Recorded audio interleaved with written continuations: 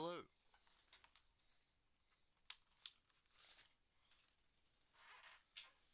Non existent viewers of my streams. We are back again.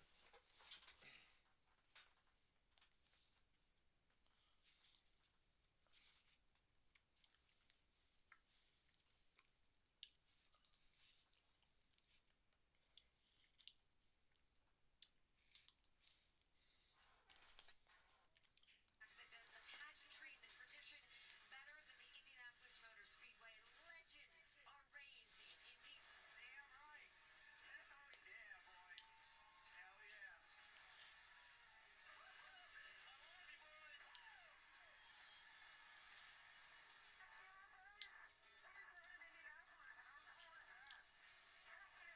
How you like me now? Hey, Oliver. First car moto, buddy. There you go. I remember when Kyle Busch used to win stuff. You've done that for 30 years today. Holy man.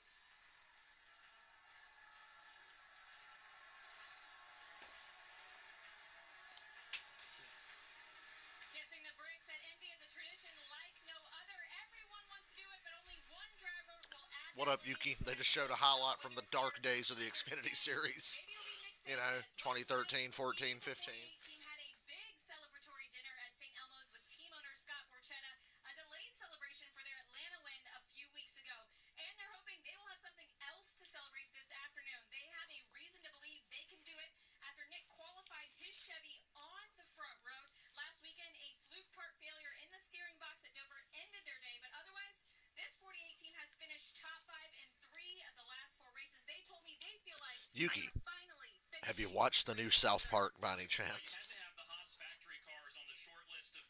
The new episode of South Park was like therapeutic for me. And they have delivered on the hypes. Qualified on the pole did Sam Mayer. His teammate Sheldon Creed rolling from third. It was Mayer's first pole position of the season that he captured earlier today. So job one is done, but the race is a different animal. Sam was involved in a lap one crash last year and admitted earlier today, I don't really have much racecraft knowledge for the oval track because the day ended so early last year. So because of that, he was watching video in the hauler before he walked out to the grid just to learn as much as he could about being at the front of the field here at Indianapolis. So a fast car certainly is going to go a long way towards giving him the confidence to stay at the front of the field today, but it could be some early learning for the 41 as he leads the field to green. Jesse Love, one of 4 drivers running both Xfinity and Cup this weekend. He said it's strange, but running in the Cup Series makes me realize just how relaxed I am in the Xfinity car. As far as being comfortable in Indy, though, Running on the Cup Series is just going to make him really sad that in a year or two, those are the shitty cars he's going to be driving. Indy is just a special place for me personally. I'd love to get a win here, and he'll have a chance. He's rolling off P4, and to get things started, let's head back out for the command. I listened to a lot of Black Sabbath this morning, David. I was playing Tony Hawk and listening to Black Sabbath this morning. Drivers, start your engines.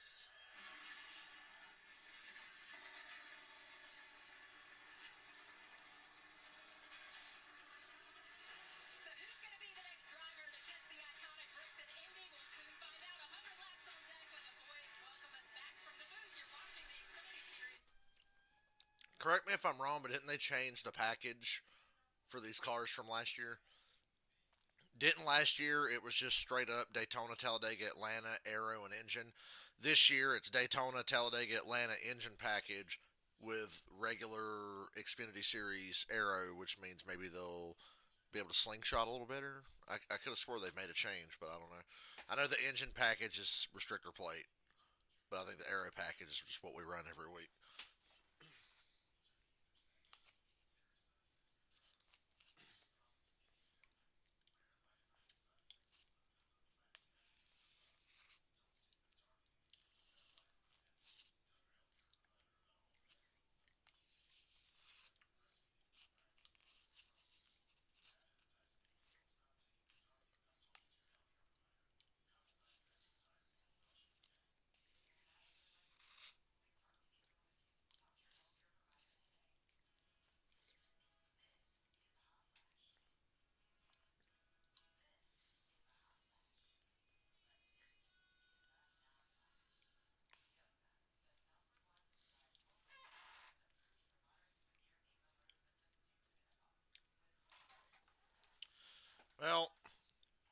Hulk Hogan ruined his own reputation.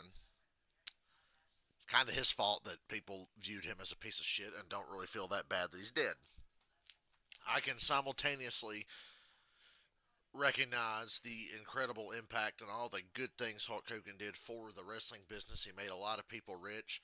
He exploded the business in the 80s, made it what it is today, but he was also a racist, reprehensible, lying, backstabbing piece of shit. But I'm sorry he's dead. Rest in peace, Hulkster.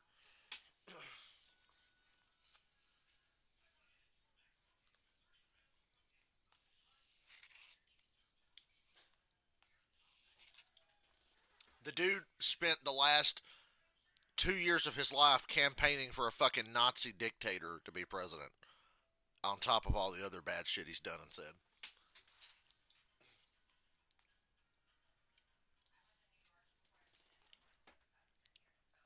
There's a reason the last time Hulk Hogan appeared on WWE television this year, he was booed out of the building.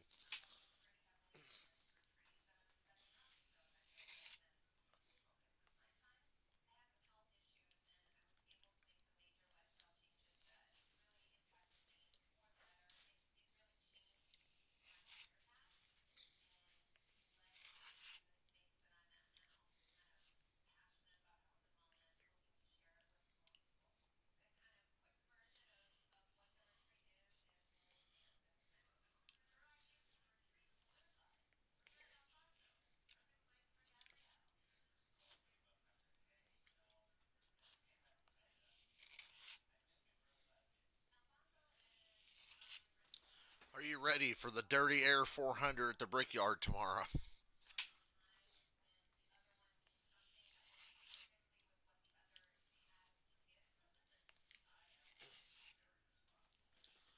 Just another week of the Xfinity cars putting on a better race than the Cup cars. Nothing new, really. We're used to this balance. We have fun on Saturday, and then by the end of Sunday, we're like, well, that was that.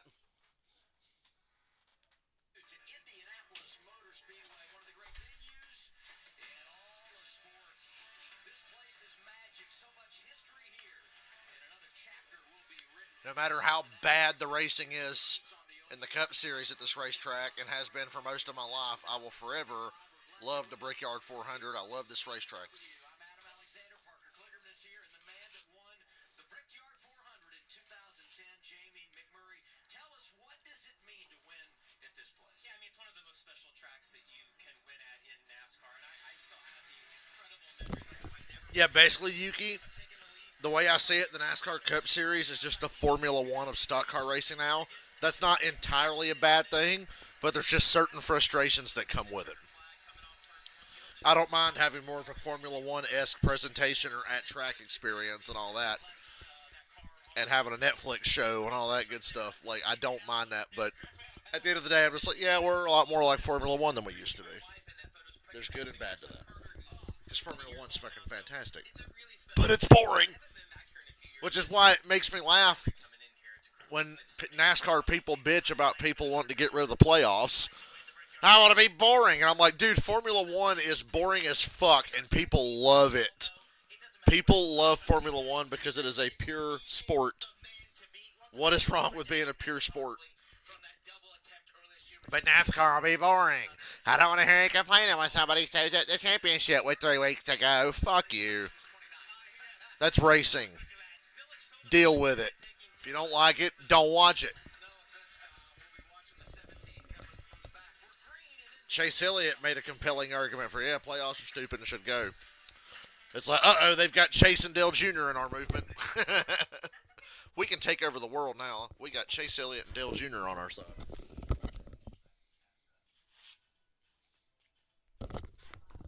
Dale Jr. said his compromise is to just go back to the original version of the chase. 10 races, 10 drivers, most points wins.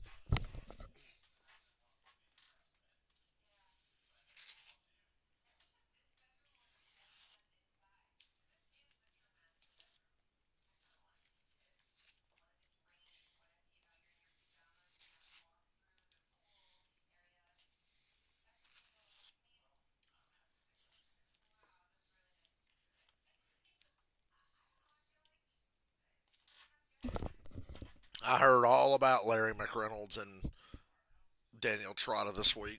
I heard all about it.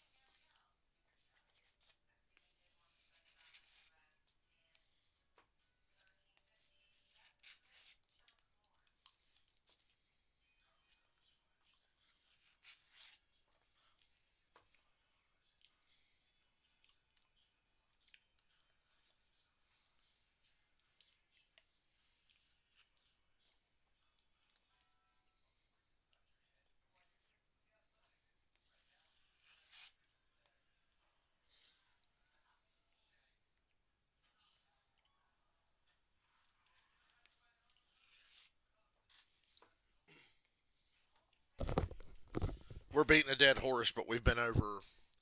I'll compromise with you, NASCAR. You remember my idea? Fine. We'll keep the playoffs. We'll cut the field to 12 drivers instead of 16. Win and in is done. No more win and in. Maybe I'll say if you win 2 races, you're locked in. You got to win twice. No one-hit wonders. No fluke bullshit. It's gonna be. It's not often people that aren't good fluke into 2 wins in a season. So I'll say you got to win 2 races to get locked in.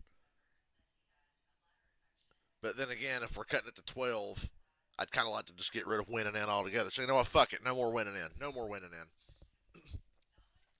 We'll just say wins pay 50 points instead of 40. We'll raise the first place finishing points to 50 instead of 40, plus whatever stage points you get. 12 best drivers in NASCAR qualify for the playoffs. Final round of the playoffs, 3 races, 4 drivers. Most points wins. I'll meet you in the middle, NASCAR. And yeah, SPG didn't fluke it. Yeah, he did not fluke at all. SPG went out and kicked ass in 3 races. That's hard to do. He made it look so easy. People just think it's not even fair and want to discredit what he's done. You can't discredit that, brother. Like he didn't fluke into shit. So if we were going to go, of course, the other thing you could do, the realistic thing is they're going to keep it 16 drivers. Okay, if we keep it 16, 2 wins get you in. But if we cut it down to 12, no more winning in. We're not doing winning in.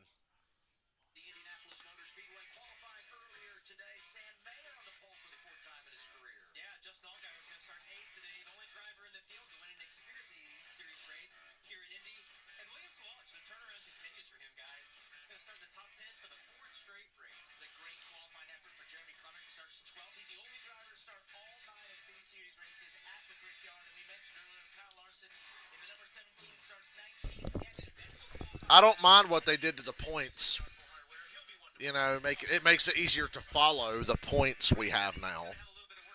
But if we're going to get rid of winning in, I'll raise the value of wins to 50 points.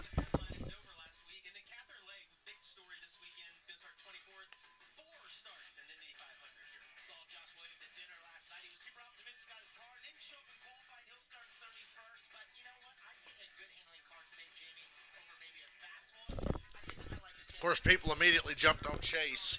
Well, he's leading the regular season points right now, so of course he wants it to go back to something that favors that. Fuck off. Yeah, Carson Quapple's Jamie Mack throwback. That's the second time this year he's ran it. And of all the races to do it at, this is the most appropriate.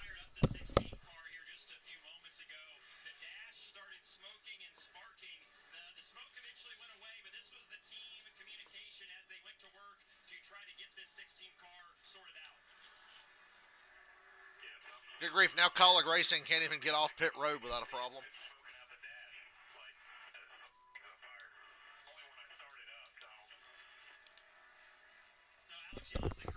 Well, as long as we don't get a red flag today, Eckes, you should be fine.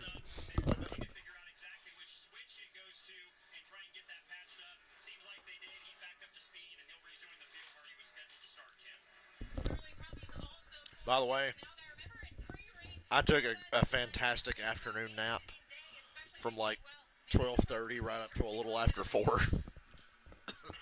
So I'm still riding high on that. Allgaier's cool suit is shutting on and shutting off. Race ain't even started. That's the issue. This could be a very long 100 laps for the driver of the number 7, especially with the temperatures outside today in Indy. Nah, Yuki, I would be in favor of one more celebrity dying. And he's the one who was represented on South Park this week. I'd be in favor of him dying.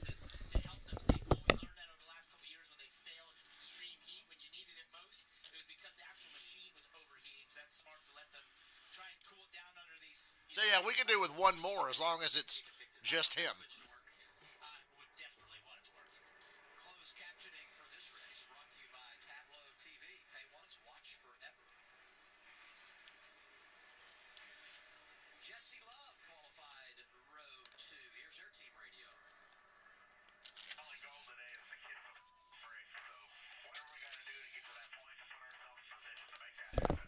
Did he just say he wants to give a rim job to the bricks?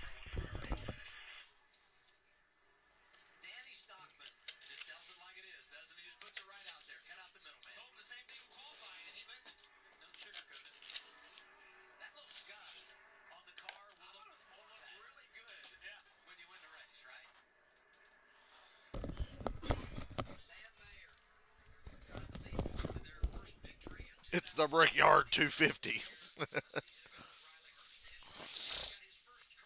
This to me is like the biggest Xfinity race of the year, really.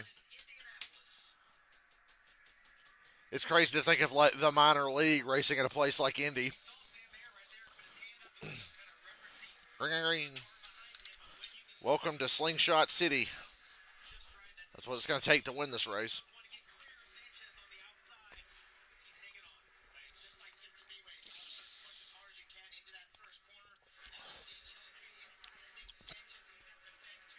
Man, the Haas cars are fast, but I'm stunned they haven't won a race this year. Then again, Sheldon Creed is driving one of their cars, and that explains why they can't win.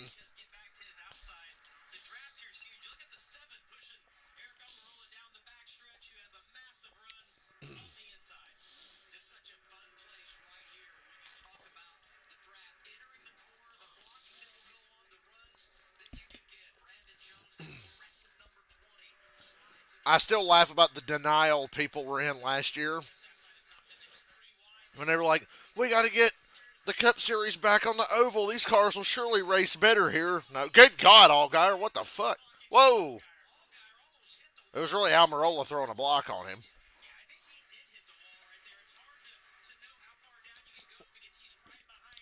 Excuse me. Choking on my Coke Zero here.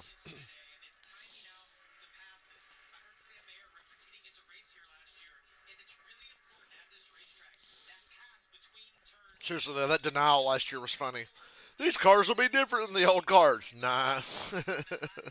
They're worse. But Xfinity puts on a good show.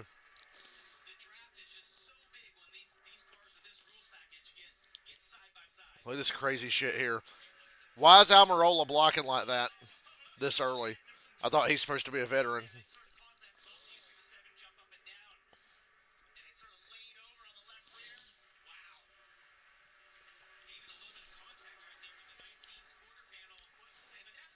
He's supposed to be a veteran, you know. Hey, the NFL preseason starts Thursday. We're almost there. Thursday's the Hall of Fame game. And around goes Harrison Burton. Didn't need to be a caution, but they threw one anyway. That was weird.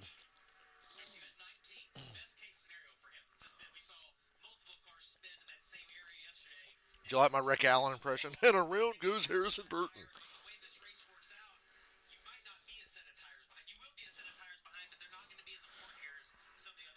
Would you guys like, possibly later, a Sleeping Dog stream or another Tony Hawk's Pro Skater stream? I could do another Pro Tour in Tony Hawk. Use a different skater.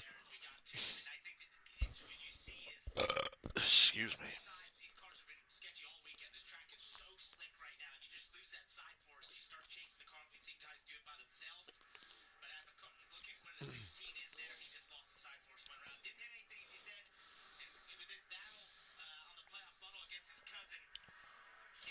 I'm ready for some damn NFL. You realize every night this week I have fallen asleep watching NFL stuff on YouTube.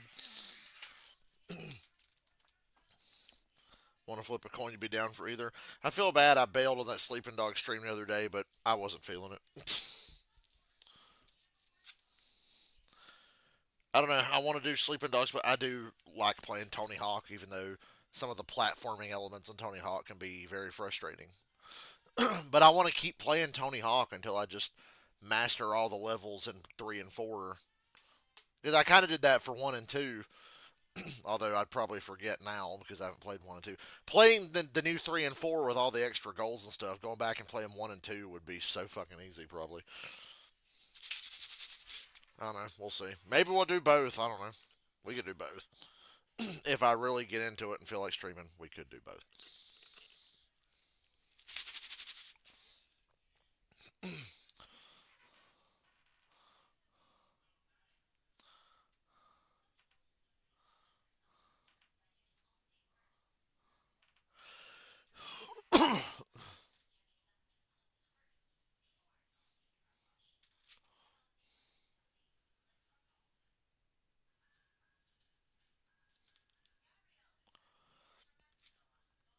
I got sidetracked and then I got annoyed, so I bailed.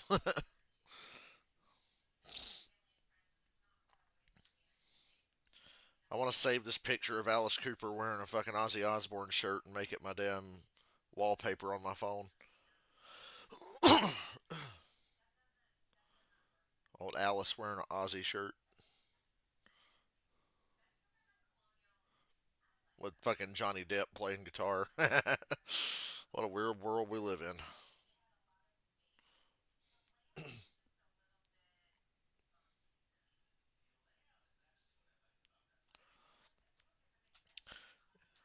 Yeah, just remember, Tony Hawk is cross platform now, so we could play. Tough game to learn. Difficult to master, but easy to learn. I'll say that about Tony Hawk. Easy to learn, difficult to master.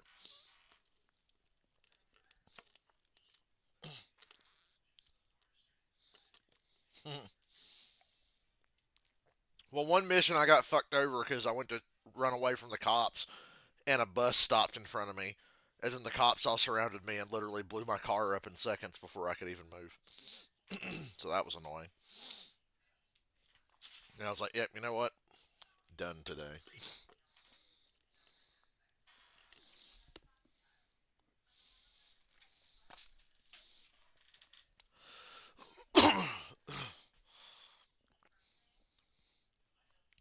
How many people?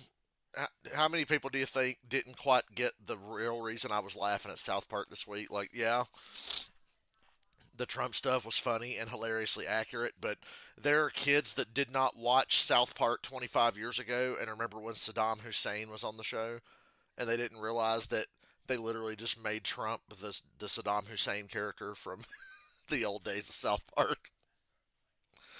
Oh god, have I been seeing the Coldplay dude?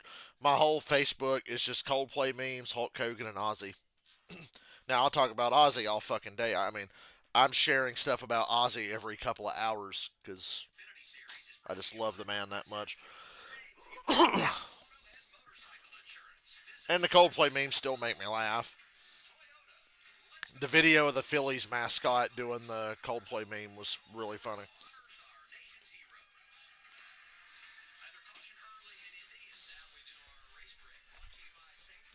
The Renner Cuthin, Harrison Burton spun out on lap 3. Eric Almirola threw a bitch block and almost wrecked everybody.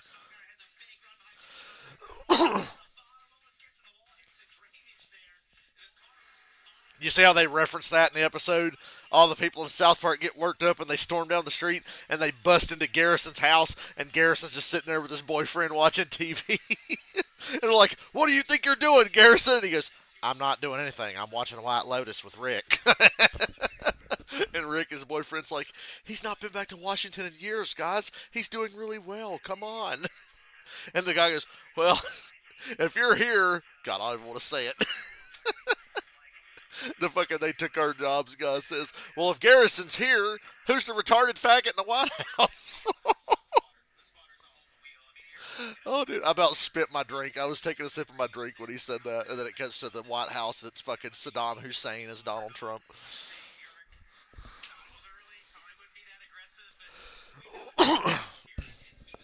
Cartman's suicidal because now that Trump's in office, everybody's just so fucking hateful and bigoted that it's not even fun anymore for him. So Cartman wants to kill himself because he feels like he has no purpose now that everybody's a hateful bigot.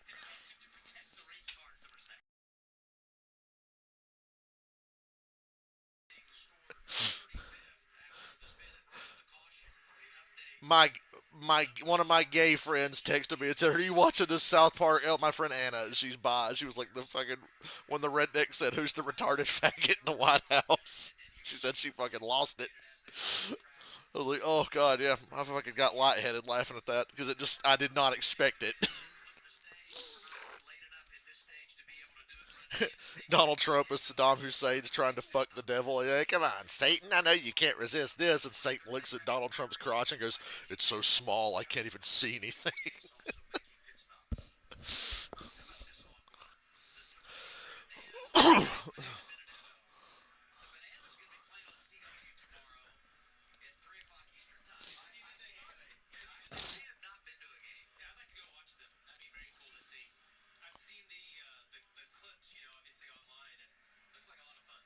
One of these bitches commented on my Instagram and said that you're on the Epstein list. Ah, we're still talking about that? Relax, guy. How come every time someone mentions the Epstein list, you just tell them to relax? I'm not saying relax, relax, guy.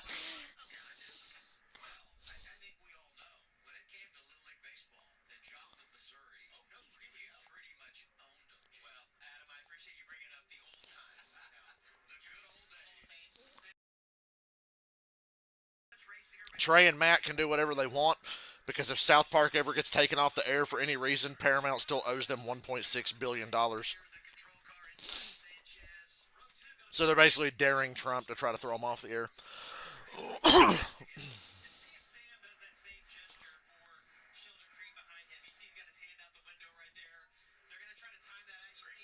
Ain't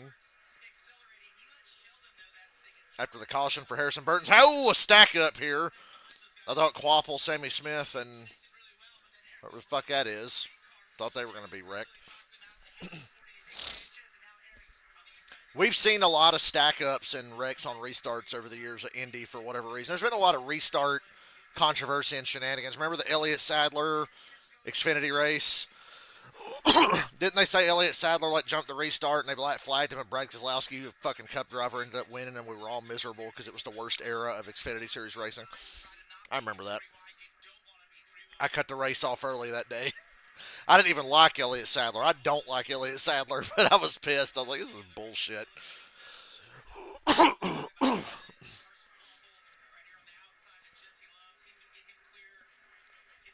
Takes a lot to get me to cut a race off, but I cut that race off that day.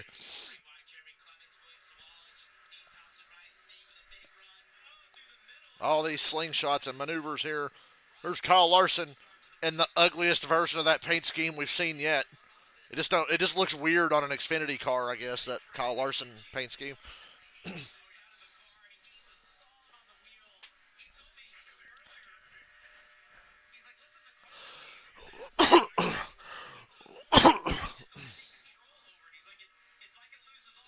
Was was Jeb Burton flipping him off? Whoever that was, who was he flipping off? Eckes, I guess.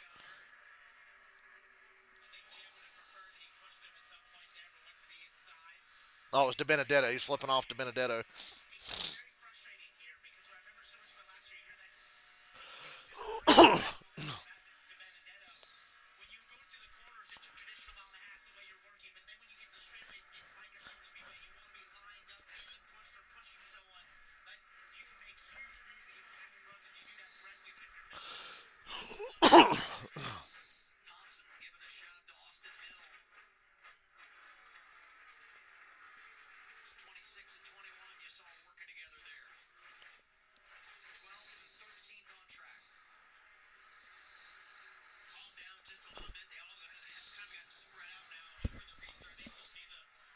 I can't believe it's really hard to slingshot in the Cup cars here. You think the Cup guys from like third or fourth on back would be just slingshotting all damn day long down these straightaways, but everybody just fucking their run gets neutered off the corner because you get tight behind somebody, and then you have to spin the whole straightaway trying to suck back up to them, and then by the time you get to them, oh, here comes turn three, and you're gonna get tight again.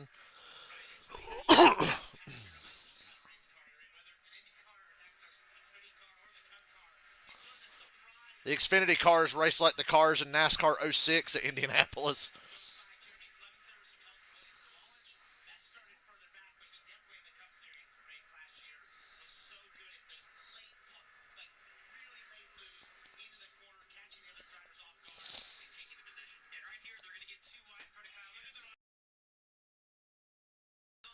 Kyle Larson, three wide, passing two cars that have like an eighth of his car's budget. Truly remarkable.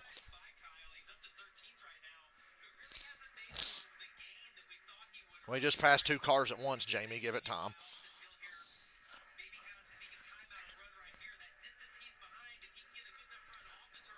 It's like an Indy car race, but in slow motion.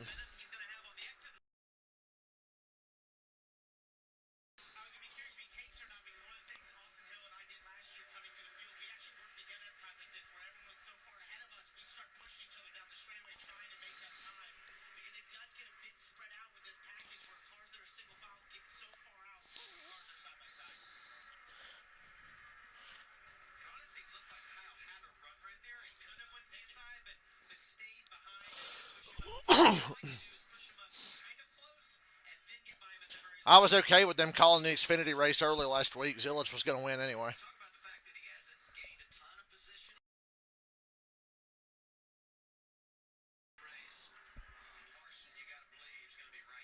The forecast for this weekend looked pretty bleak the other day, but weather's good today.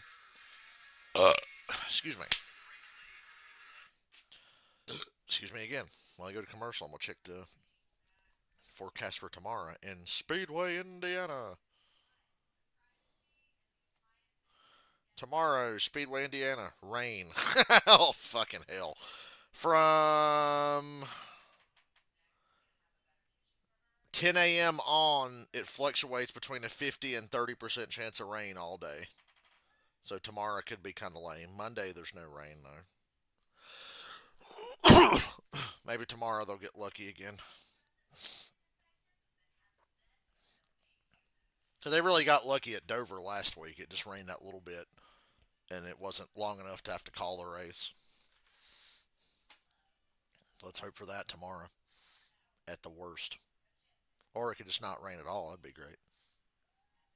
And Sam Mayer checked out, dude. Like, it's so weird when I see a car check out in a restrictor plate race, even though it's on a different kind of racetrack. It's so weird.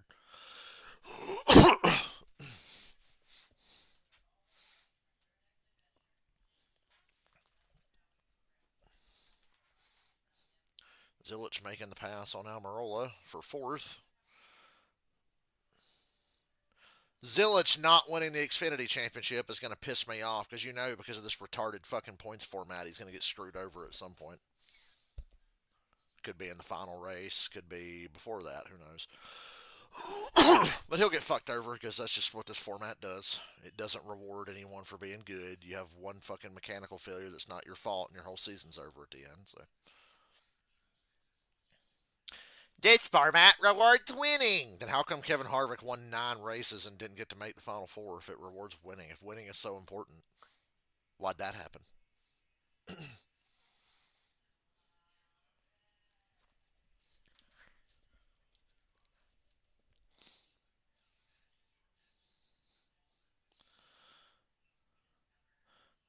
Pretty much everybody defending. There's only two types of people. Okay, I'll say there's three types of people that defend NASCAR playoffs. Number one, people who work for NASCAR.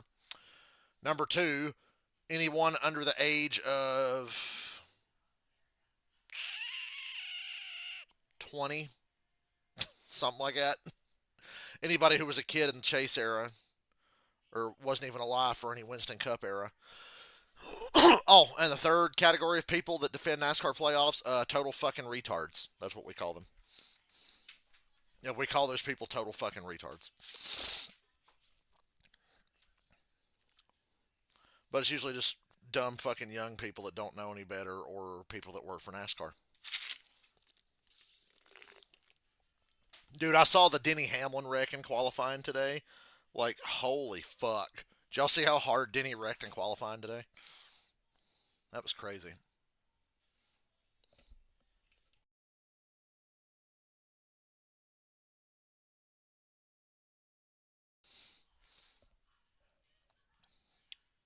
Some slingshotting going on down the backstretch here. Zilich is about to go for second. My dad texts me in all caps, 88 is strong. If Zilich gets out front, it's fucking game over for sure. He'll be doing what Mayer's doing now, probably only worse.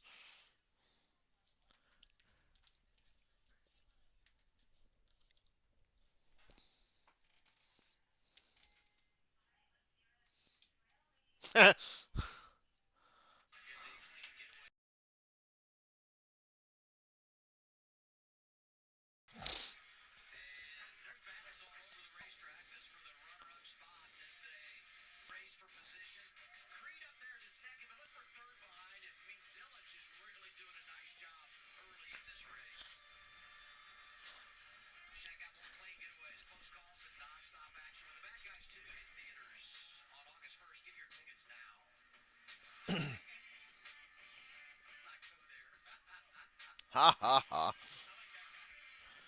Look, I know Alan Bestwick is at the racetrack as the at-track announcer. Put him in the booth.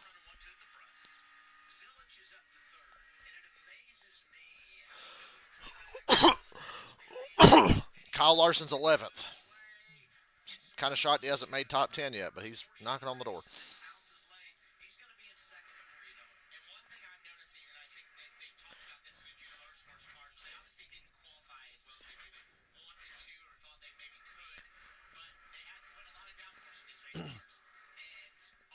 Here's Zilich for second. Side draft and power down that backstretch, my friends. The 88 and the 7 are the best cars. Mayer's a front runner. Qualified well, got speed, but he can't hang with this. The 88 and the 7 are the cars to beat.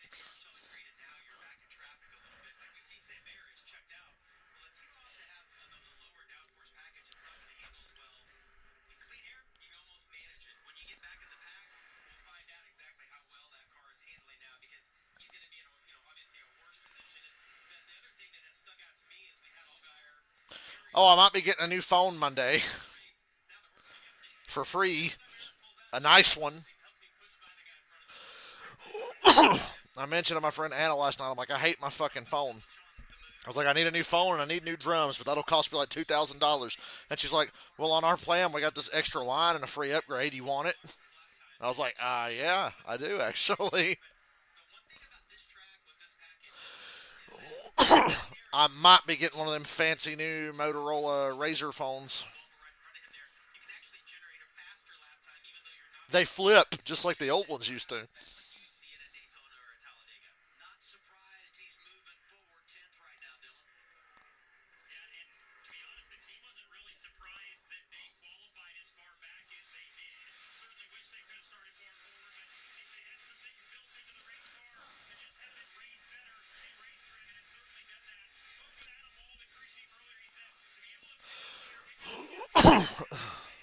Nick Sanchez has plummeted through the top 10.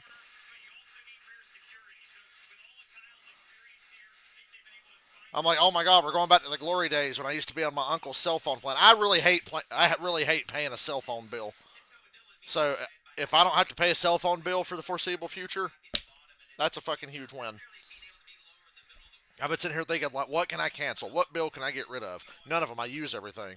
But if I can not have to pay a cell phone bill, then praise Jesus. And it doesn't cost her and her friend anything. Like, come on now. Excuse me.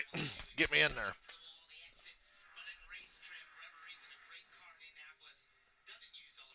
And I still haven't tried my new VR game. Like I said, I was going to do that this weekend. I don't know if I'm going to or not. I might just play Tony Hawk and Sleeping Dogs tonight. Hey, Larson's ninth. Yippee. For now, I'd say the 88 and the 7 are the ones to beat, but obviously keep an eye on the fucking Kyle Larson 17.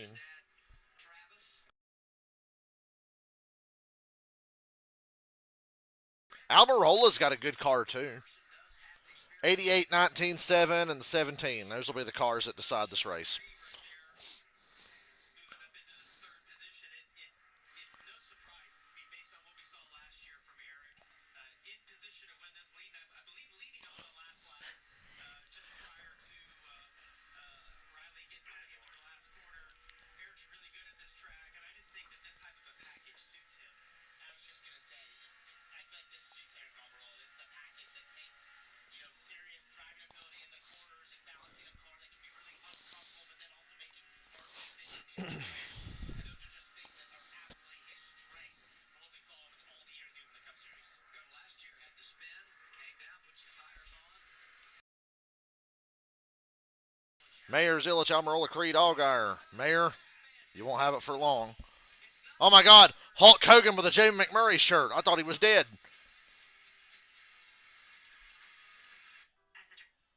I bet he hates black people. Damn, Almirola drove up to Zilich.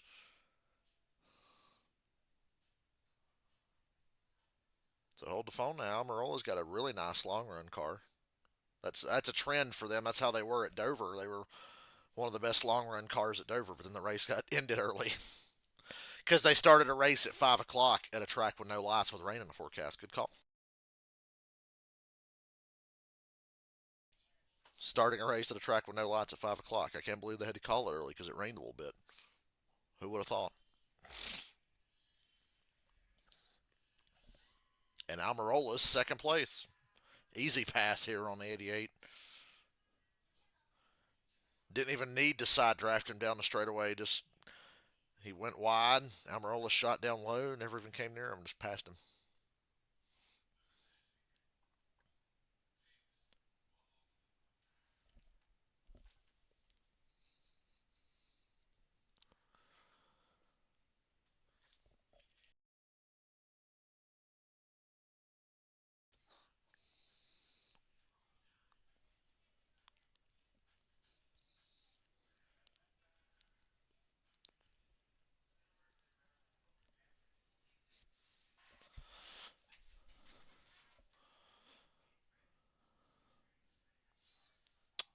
Hello, EO.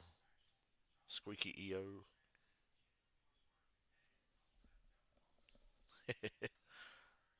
I broke your little brain last night when I scooped you up, didn't I? She let me pick her up last night.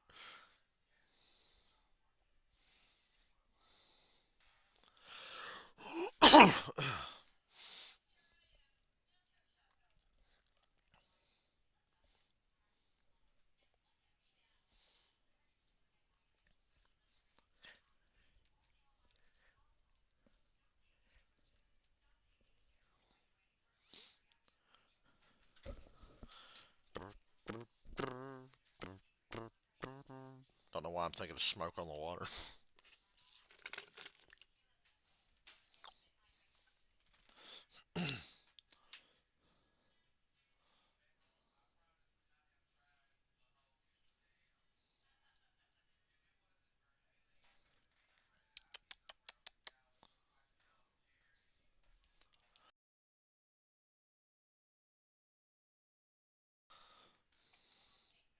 Yeah, I did. I played Rivals last night, and I played it some this morning, actually.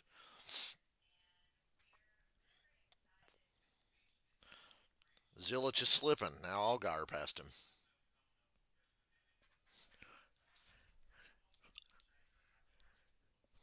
Come on, Zilich. We can't be slipping this early.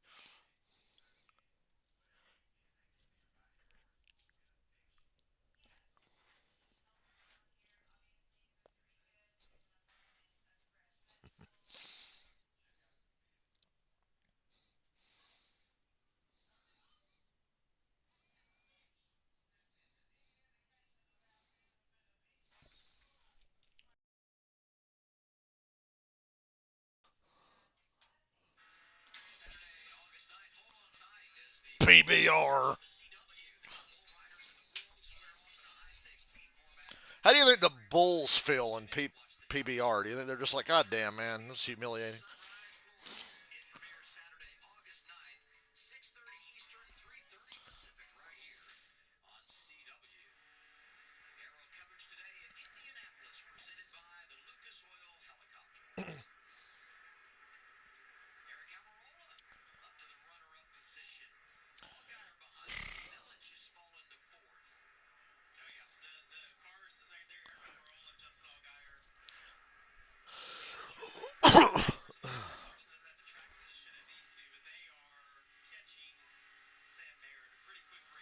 Yeah, Mayer had like a 2.5 second lead. It's under 2 seconds now. There's only 5 laps to go till the stage end, though.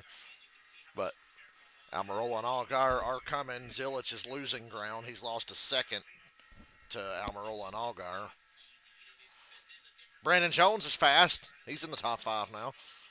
Kyle Larson and Jesse Love are solid. Excuse me.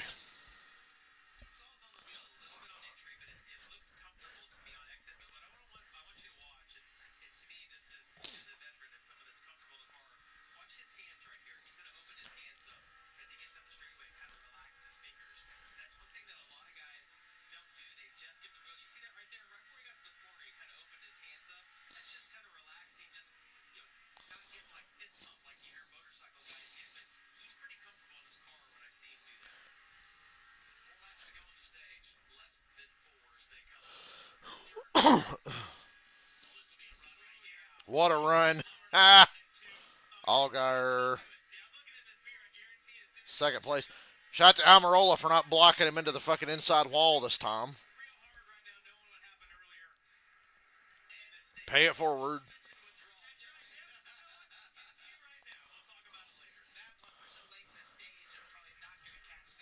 And Allgaier gives him the friendly wave.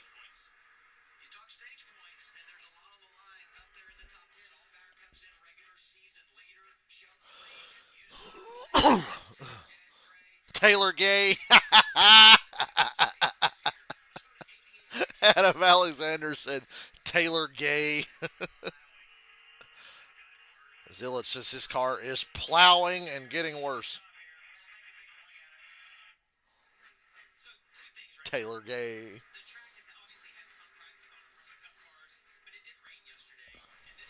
I miss football so much, I might watch college football. There's a couple of college games I want to watch. I want to watch the Tar Heel game, and I want to watch the Ohio State game. I was thinking about that the other day.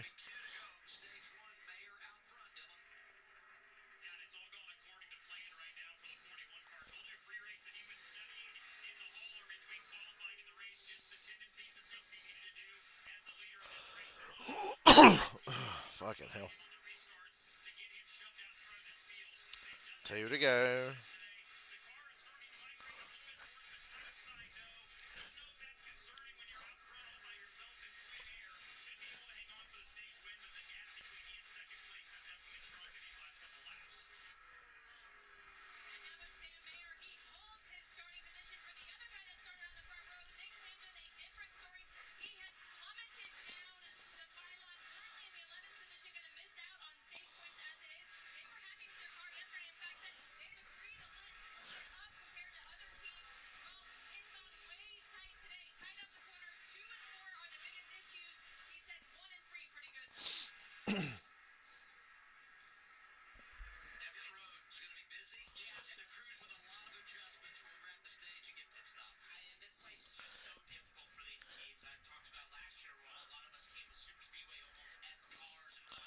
One to go. Allgaier and Almirola are almost to the bumper of Sam Mayer. This could get interesting down the backstretch here on this last lap. They really closed in quick here at the end. And Brandon Jones just passed Connor Zilich.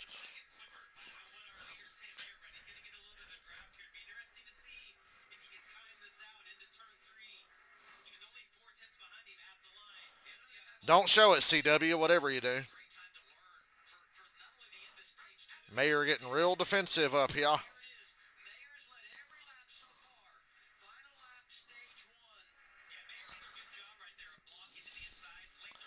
I think Mayer's going to hold on. We'll see how Allgaier plays the exit of four here. Oh, he's into four. A little bit of dirty air. Okay, Mayer's got it. He held on just good enough. This thing rubber banded back together with like one to go, but it's too late. Sam Mayer wins stage one from the pole.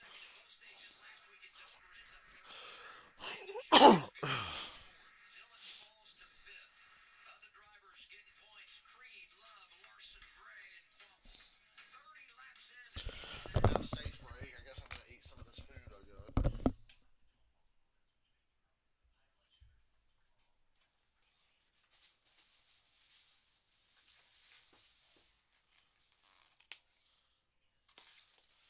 Better not be any damn slaw on this barbecue sandwich.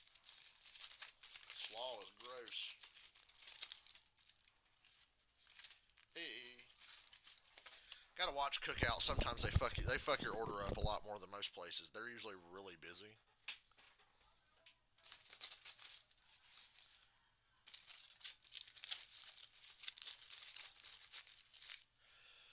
Boy, you can just smell the fucking Texas Pete on this thing.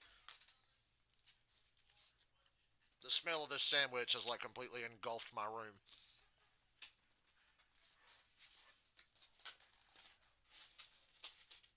I'll be right back.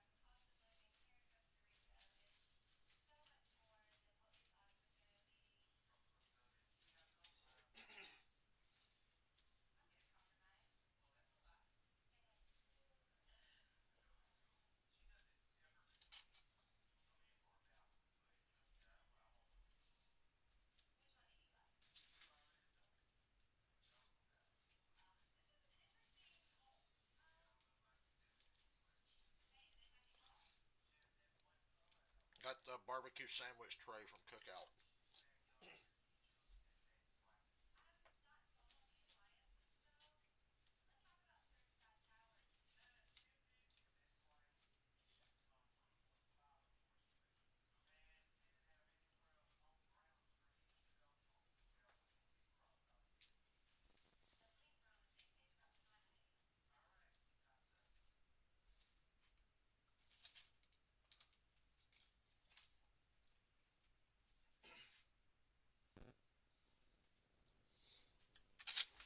And the internet just went off.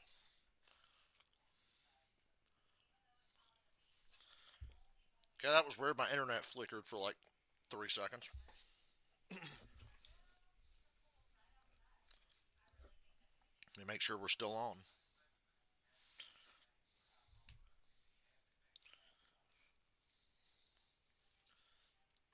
Restart my YouTube TV anyway.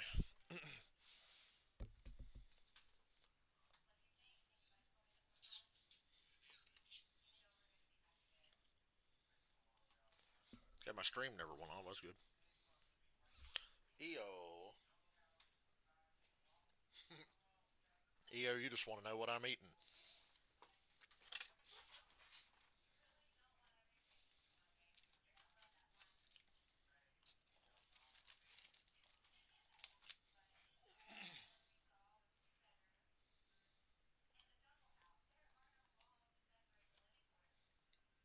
By Progressive.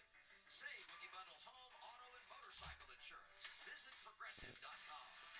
And by TrueWork. Upgrade to the world's most technical performance workwear. Well, I tell you guys, I went to watch Fantastic Four, and it was really fucking good. Shots inside the IMS Museum here. It's so nice having a movie theater. Car, man. It's the highlight. Because I just, I'm going to go watch the Fantastic Four. Everyone's been saying. Joke about this a lot, but I gotta tell you, I mean, it's so cool. And that year for you, 2010, was incredible. It was. And Chip Ganassi, I'm so thankful that he saved. Modern NASCAR fans be like, McMurray's 2010 wasn't even good. He didn't make the playoffs. He won Daytona, Indy, and then he won the Fall Charlotte race. But he didn't have a good year. He didn't make the playoffs. See how stupid playoff discourse is? It's a great memory for me, but it's awesome that all the fans get Oh, but McMurray's 2010 season was the catalyst for win and in. Because people are like, he won the Daytona 500 and Brickyard 400. How come he didn't make the playoffs? That should never happen.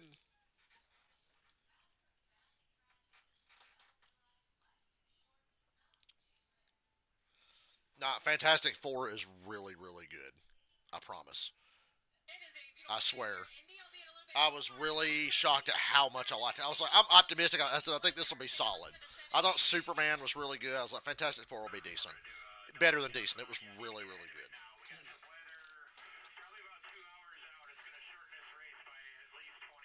We're facing another rain shortened event. Weather about 90 minutes to 2 hours out, according to the 7 team. When you look at the radar, it's coming from the southwest. If the weather is 2 hours out, I think we're going to be okay. Yeah, I'm going to be a little more optimistic as long as nothing pops up in front of that. But I do like the fact that he's like, listen, we're probably going to over adjust a little bit right now just so we can try to stay in front of it. Here's the other thing I would say when you talk about weather, just something to keep in mind. How can I avoid stupid ass NASCAR fans when their dog shit opinions have altered the sport forever since 2003? How did Matt Kenseth win a championship when in only one race? This ain't right. How did James McMurray not make the playoffs? He won the Daytona 500 and Brickyard 400. This ain't right. The negative side, Man, I really hate when people sell up the championship 2 weeks before the season's over. takes a long time to dry. Now, pit road going to be busy. And here we are. Lots of action here. Could very well decide this race on a cycle of stops. First opportunity coming into stage one. Let's go to Progressive Pit Road. Here's Dylan. And St. Mayor, the winner of this stage, will be the first one. I can't avoid dumb NASCAR opinions. They've infected the sport. Throughout the course of that run, but as we said, it built tight. They're going to make an air pressure adjustment. Crew Chief Jason Trincheri expects Almost everything you see on a weekly basis is a result of someone's dog shit opinion. didn't want to over-adjust it. Weren't exactly sure what their balance was going to be, Kim. See the 19 there in the middle of your screen. He said too tight, can't finish the corner on throttle. He said it's manageable at the beginning of the run, but not at the end. They're looking for a smooth stop here. There is a funky ass taste in this barbecue sandwich that I can't quite pinpoint what the fuck it is.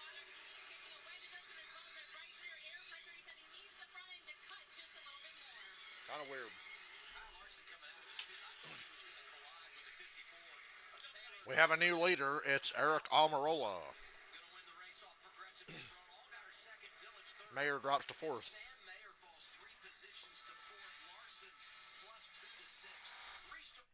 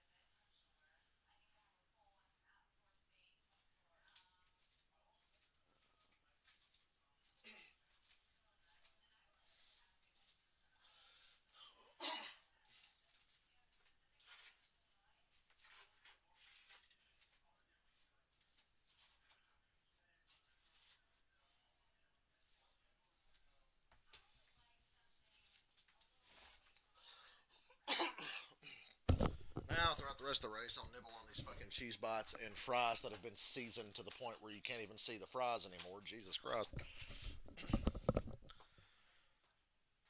Nah, NASCAR content creators don't know shit. They're not the real audience, or whatever excuse NASCAR probably makes.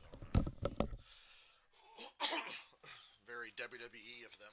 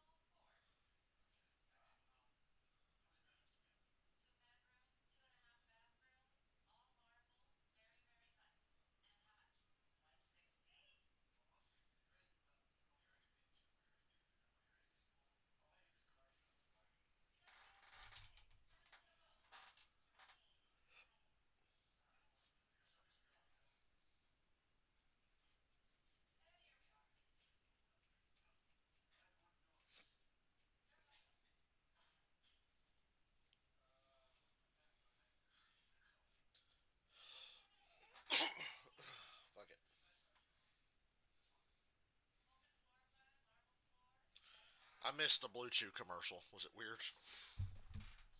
Blue Chew's getting awfully brave, aren't they?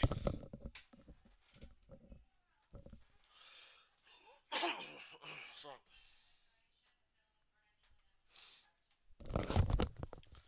I really like Brock Beard. Brock Beard, Iceberg, Slap Shoes. Slap Shoes is like the goat.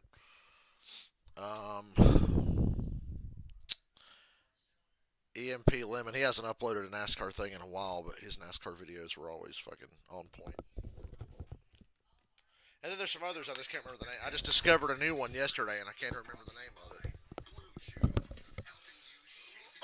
A guy did a video recapping the 2008 Brickyard 400 that was really good. NASCAR Xfinity Series, Indianapolis Motor Speedway with Parker Clearman, Jamie McMurray. I'm Adam Alexander. And as we go for stage two, what's that? The bad guys are taking over pit road to remind us they're back in the baddest comedy of the summer. Don't miss the bad guys too in theaters August 1st. They look less sweaty than Brock Beard and Slap Shoes, number one. Kim said it's a beautiful day, and I was like, well, she's standing in a different area than I was on pit road. It's hot. I'll tell you this, though. Watching you guys move around the pit lane and down Gasoline Alley, it just screams history anywhere you are at this place. It's a really magical place. Like, when you look at... They're talking about this racetrack like it's fucking Disneyland. The most magical place on earth. He was showing Justin where he blocked him earlier. It was right in this area, Justin. Yeah, you're still back there. Yeah, such a special place. All right, let's go to Carla. Yeah, Adam, of course, you know, you see the pagoda here. Don't drop a sandwich off that motherfucker. Here in Indy. This place been around since If you know, you know. 1900s. There's been many different versions, though. Each time rebuilt a little bit bigger and better. This place also got its name because it resembled so much of the Japanese pagoda. That's kind of a sacred building in their culture. And the same can be said for what this place means to the racing world. In all actuality, though, this is a racing control tower used for scoring and a great vantage point for officials to call this race. And you know, Adam, yesterday during practice, I forgot to mention it also helps a few of my favorite teammates. Oh, there you go. Hey, well done. Parker and Jamie. She wasn't counting you in that. Let me tell you this. You better have the right pass if you're going to come into Pagoda. You absolutely do. Have the right floor lever, everything on that pass. Let's go to a follow-up. And don't drop a sandwich off the top of the pagoda. Yeah, if you watch the right rear tire, you're going to see when they put it back on, the changer must have missed his pattern up just a little bit. He waited just another second, cost Mayer a couple of spots, but Parker, so much better than having to have this dreaded, like, come back down pit road. But then this guy, he's like, ouch, tire there. What are you guys doing to me? I bet that hurt. Catch by the field, I definitely had. I bet he's thrilled we put it on TV as well. Also, a bad set of pit stops just for HFT in general. Sheldon Creed had a slow left rear. He lost a bunch of positions. He went from about 6th to 13th now on this restart. Larson outside row 3 came off the pit lane 6th. Also need to give a pop to Joe Gibbs Racing. You know, last couple of weeks they've done a really nice job. Put all 4 of their cars in the top 10. I think this is going to get really racy at the front now with the 7, the 19, and the 88 because they've been really strong. And Larson is on the 3rd row outside. Taylor Gray inside the top 10, so is fellow rookie William Sawalich. And we talk points. Early spin for Harrison Burton. We update where they're running. He and Jed now separated by 1 point. This is going to be an unbelievable battle down the stretch of the regular season. And I assume the text from Harrison to Jed would have been, I spun out, still got by. Something to keep in mind right here is we talked about Sam Mayer who won that stage, moved back a little bit. We've referenced, cars being high down, low down force. Let's see how his car handles here in traffic. Can he get back to the lead, or are those two guys that 111 degrees inside the car. That's a cool day, man. Sometimes it gets to be like 140.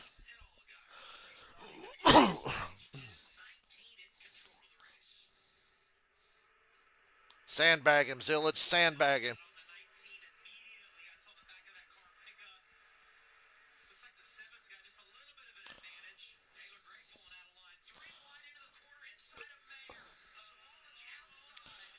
Lordy.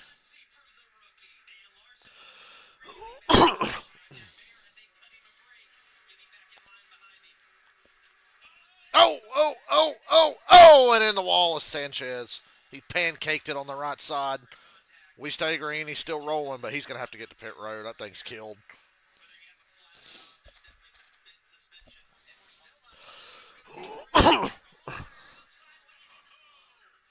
Allgaier on the outside. Told you to get racy at the front now. Come on, 88, get behind him. What a run off the top there for the 7. Go with the 7, go with the 7. It's early. Just get your teammate out by that fucking 19 car. And Allgaier clears for the lead with an assist from Connors Village. Get fucked. This point in the race, I wouldn't have been selfish. I'd have done what the 88 did. I'd have shoved the 7 by the 19. Because fuck the 19. Fuck Eric Amarola.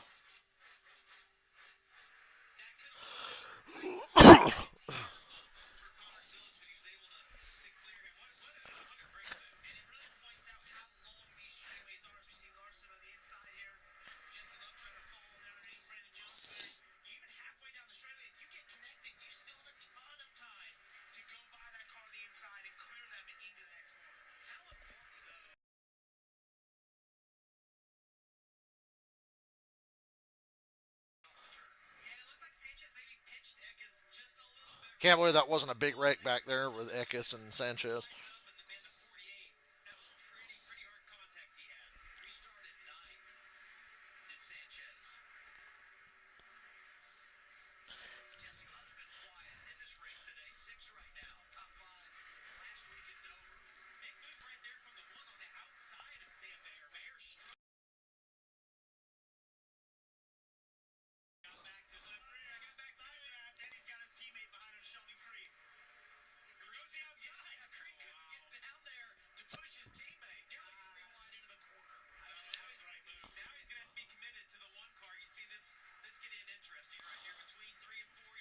Dean Thompson going to take out somebody.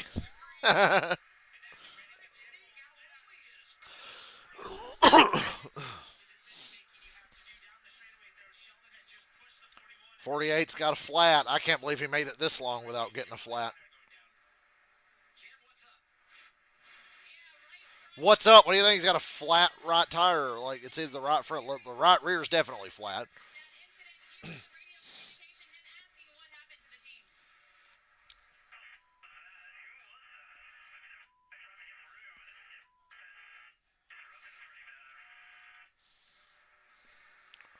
Well, Sanchez has had a bad day.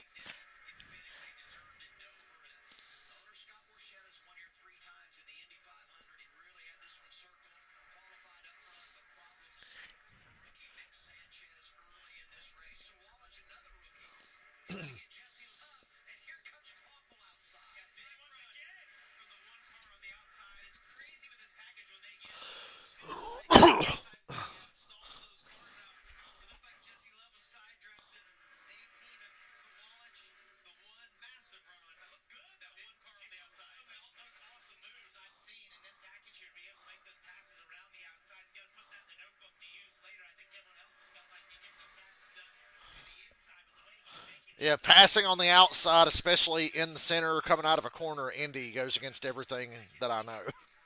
So it's really impressive when somebody does it.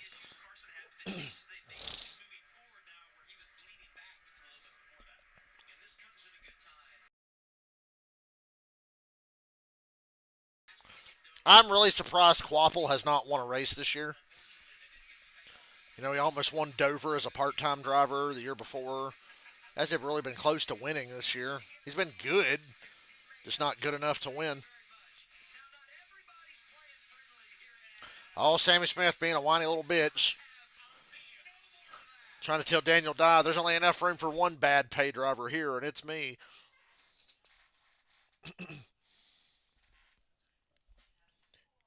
He doesn't like other pay drivers.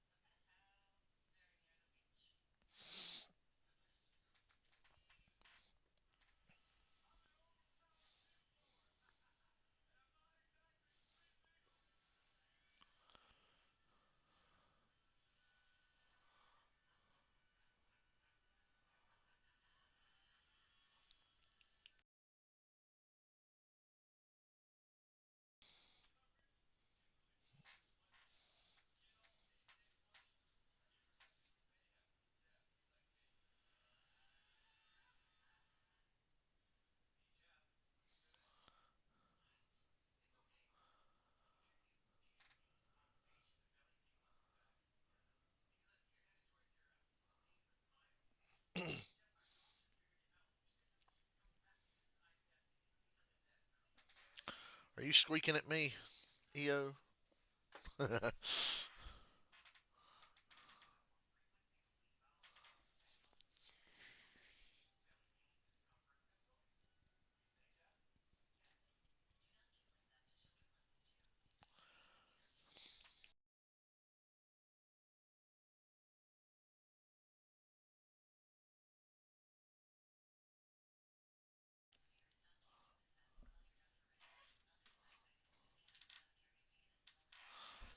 Don't all drivers get paid?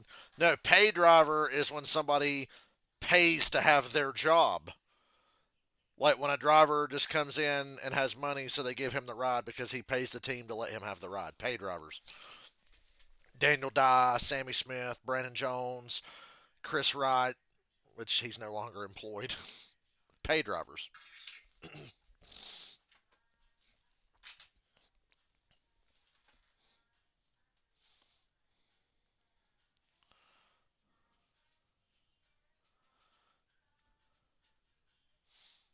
William Sawalich, he's a pay driver because he damn sure didn't get that ride on merit.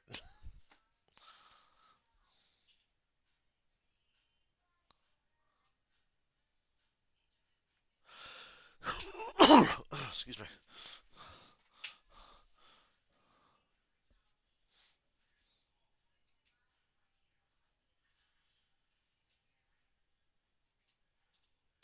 Hey, did you hear? The Star Wars Outlaws sequel has been canceled. that came out this week. The planned sequel for Star Wars Outlaws has been canceled by Ubisoft. I'm like, you don't say.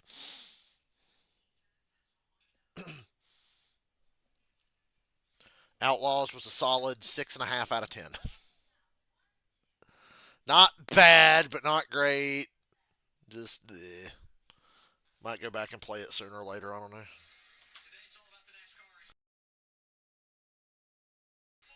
But if I start playing Star Wars Tales from Galaxy's Edge on my MetaQuest and it's fucking awesome, I'm really gonna not like Outlaws. Brandon Jones is having the best season of his career statistically. He's only got the one win, but it was impressive when he did win, and he's solid. Brandon Jones is a decent pay driver. Oh, Riley Herbst, also a pay driver.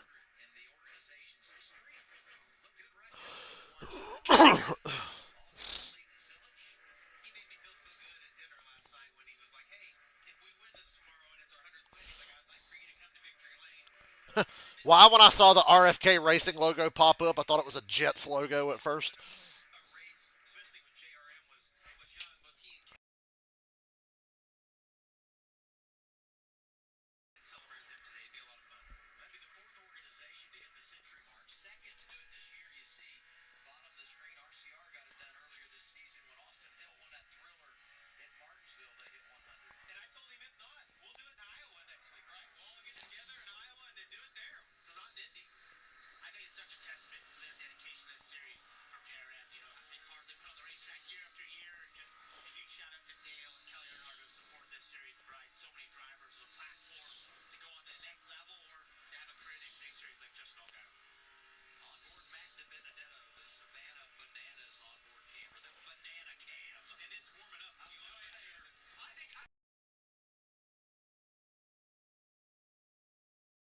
Yeah, but the RFK one had the green behind it, and I was like, what? New York Jets? What? Oh no, guys, Justin Fields broke his toe.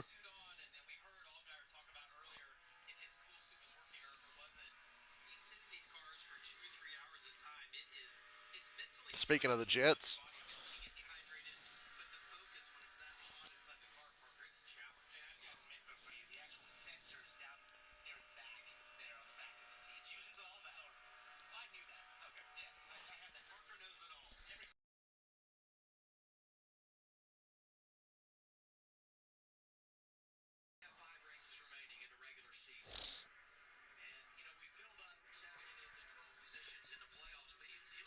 I need football, Mom. Me too.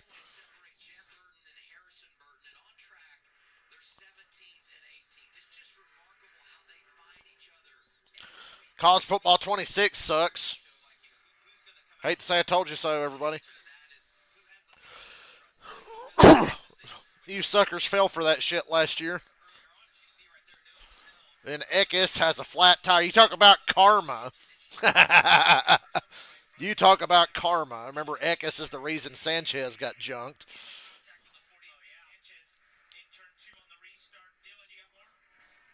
Karma took a few laps, but it finally got to the 16 car, and we stay green. And he will go a lap down here. Excuse me.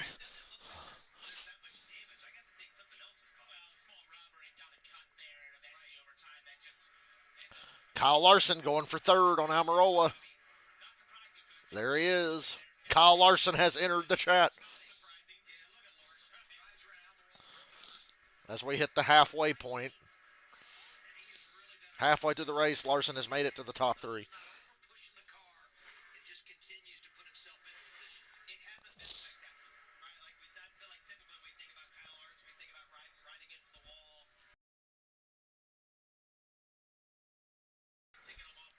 Kyle Larson's been rather unremarkable lately in general, but I think that'll turn around soon.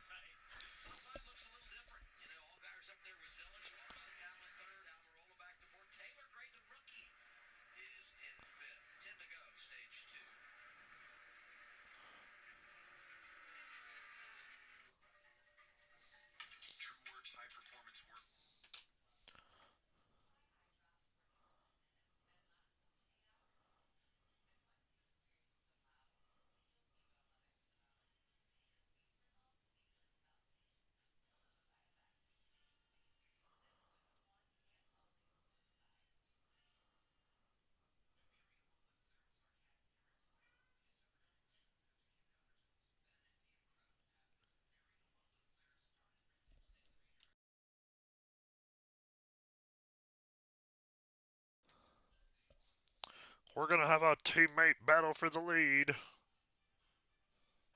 88's a lot better on a long run this time around. He didn't completely fade. He's stronger this time. Last time he went from second to fifth. Now he's hunting for the lead here.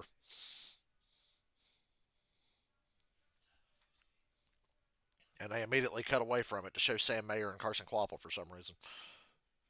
Here you go. Here's your battle for the fucking lead down the back. Thank you, CW. Blue Chew. Quick, put a lot of hot women in the Blue Chew ad. People will pay attention. That's really distracting while I'm trying to watch Zilich and Allgaier race for the lead. It's funny.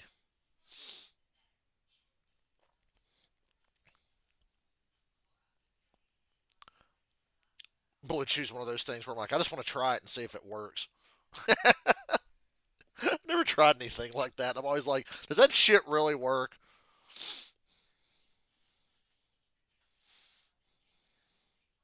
Yeah, we'll find out sooner or later. I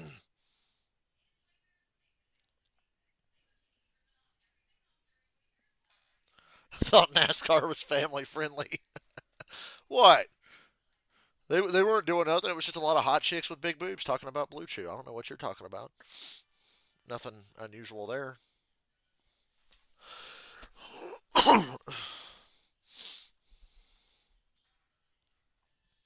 Connor Zilich is your leader. Got their long run shit figured out this time. Allgaier not going away though. Boy, did I have this race pegged. I was like, oh boy, the 88, the 7, and the 19. And then I was like, and Larson too, he'll be a factor. And boom, here we are. Halfway through the race. Zilich, Allgaier, Larson, Almirola. Before Larson was even close to the front, and before Zilich even was, I'm like, they're the ones. Because Zilich and Allgaier had to come from a little ways back. Hey, you know what they say? If erection lasts longer than 4 hours, call more women.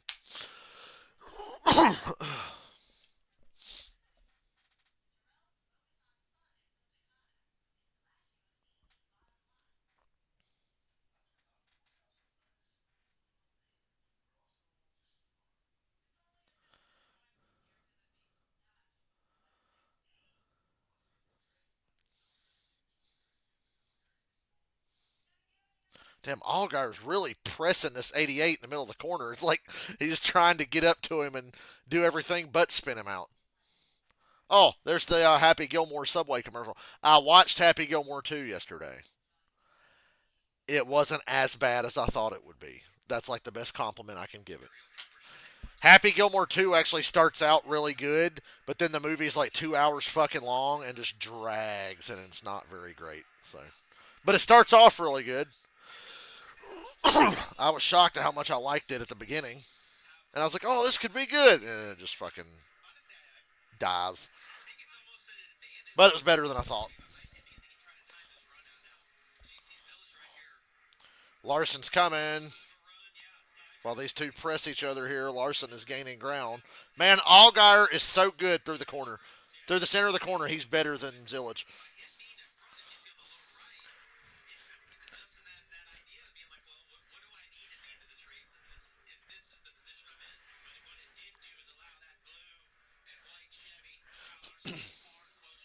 Almirola's falling 2 seconds behind these guys.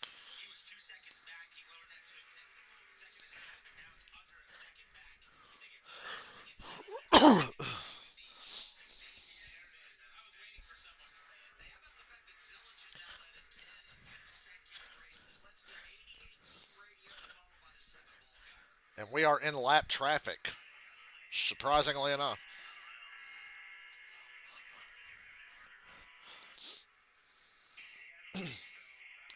Boy, that 74 is like dangerously slow.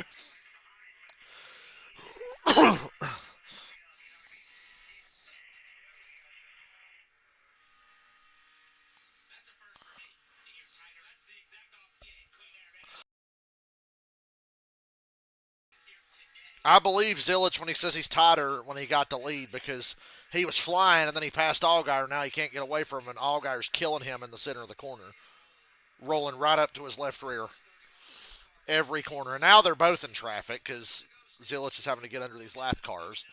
That's only going to make it even worse, you would think.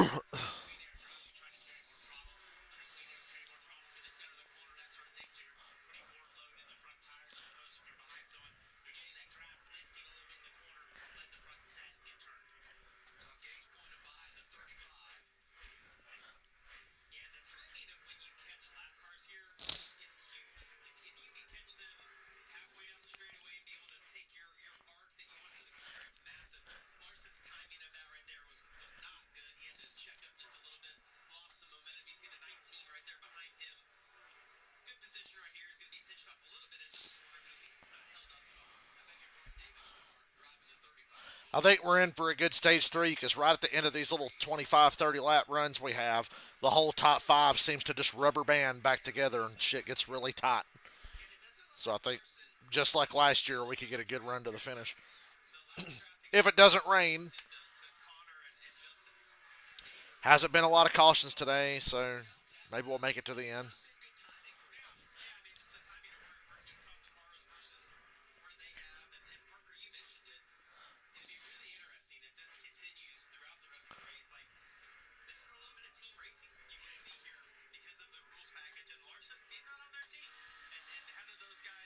You saw Jada Parker in that NXT commercial? Yeah, I do like Jada Parker. I'm a fan.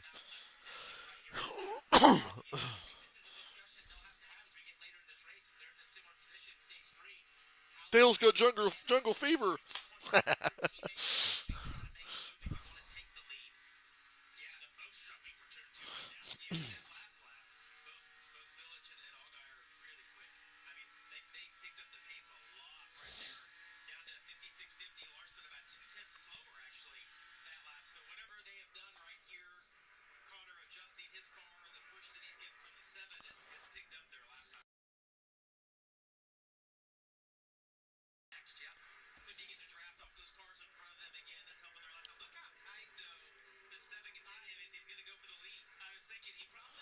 Uh, Allgaier's going to quit fucking around and take a charge here on this last lap for the stage win, I think. I feel like he could have passed the 88, but he would have really put Zilich in a bad spot, getting him sideways or loose off a corner, and he didn't want to do that. But I think all bets are off here.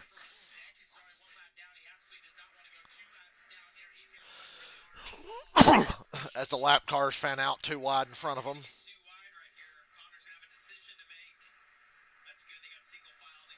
Maybe this lap traffic's hurting Allgaier's chances to win the stage more than it is the 88s. There's the 88 getting tight, tight, tight. You could just see it on that corner entry. And watch how Allgaier closes in. Ooh, Allgaier trying to get right to that rear and just push him, just get to his inside, and Allgaier's going to win the stage, I think. Although the 88's got a draft off that 16, is it going to be enough? No, Allgaier's going to win it.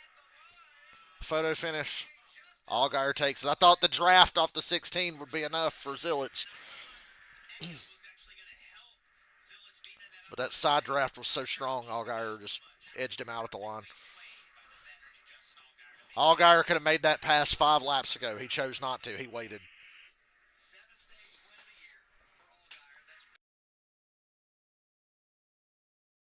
Would you believe me if I said I've never had a Hot Pocket? Man, when I was like between the ages of 8 and 16, Hot Pockets were magical. Now I go through phases where I'm disgusted by them and don't want to eat them, but then every now and then I'll get a few Hot Pockets at the store and eat them. But God, man, I used to love me some Hot Pockets. I was obsessed with Hot Pockets from the ages of 8 to 16. So what am I going to eat for lunch today? Well, there's Hot Pockets in the fridge. Fuck yeah.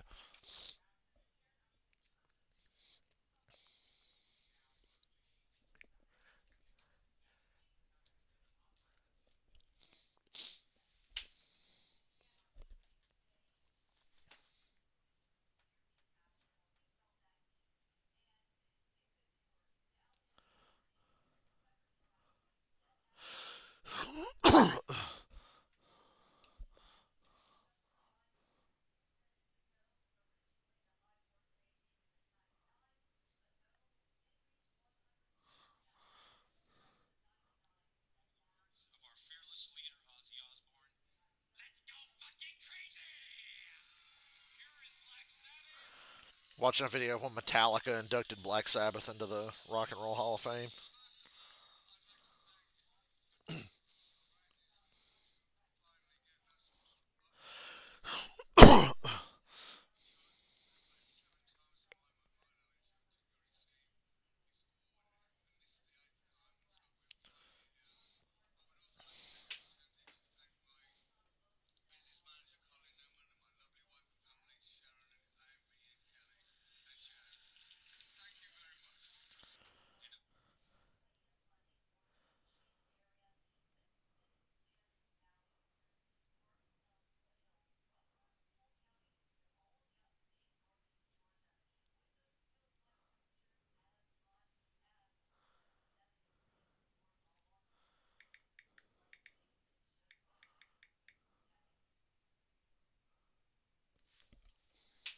Fantastic Four First Steps is dominating the Disney Plus streaming charts.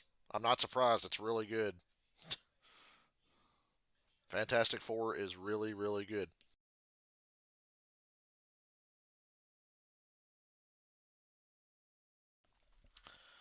You know, it's been a long time since I've had a Hot Pocket cooked in the oven because it takes like forever to cook them in the oven when you could zap them in the microwave in like 5 minutes. I'm sure they're even better in the oven. I've been microwaving them motherfuckers for 20 years. I'll be right back.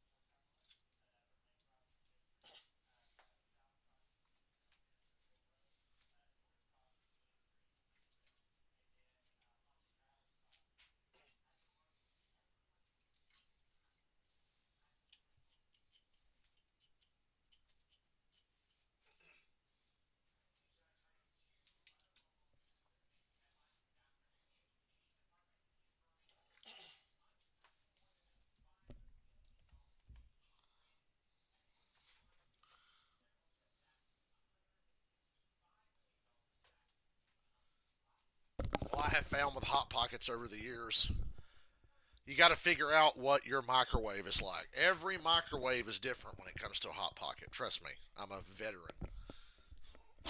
Some microwaves you can cook them in 2 minutes or less. Other microwaves you got to leave them in for 5 minutes, or they're going to be cold in the middle. It just depends on your fucking microwave. My microwave, I've got it nailed down to 5 minutes on the spot. Just put 2 Hot Pockets in for 5 minutes, and it zaps them, and you're good to go.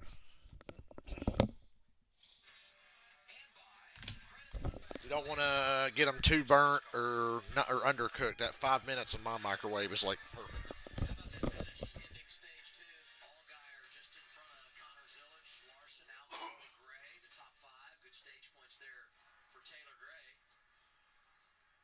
I hope the finish looks just like that. Yeah, that was fun to watch. That was awesome.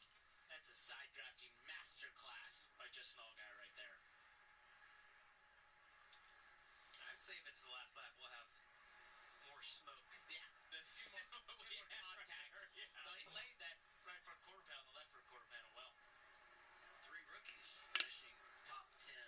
Make it four rookies finishing top 10 in stage two. Progressive pit road is open and it's about to get really busy, Dylan Welch. Yeah, some crucial stops here. Should be the final ones of the day. Taylor Gray, very first pit stall off of turn number 4, saying that his car just built about a number and a quarter too tight. So not super tight, just a little bit. Going to make a small air pressure adjustment. 4 tires and fuel for him. Kyle Larson as well, top of the screen. Another one who's battled a tight condition today.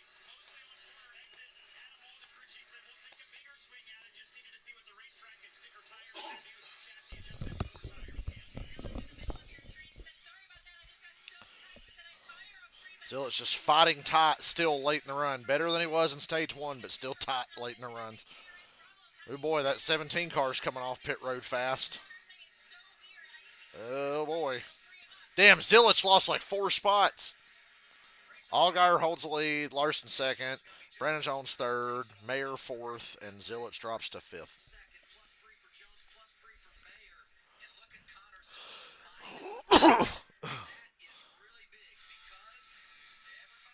Ooh, and the weather's coming. About an hour away, maybe. At best, we'll see. You got to go hard here. I don't think that much rain and storms is going to break up. Do you? It's not an imminent threat, but it's getting there.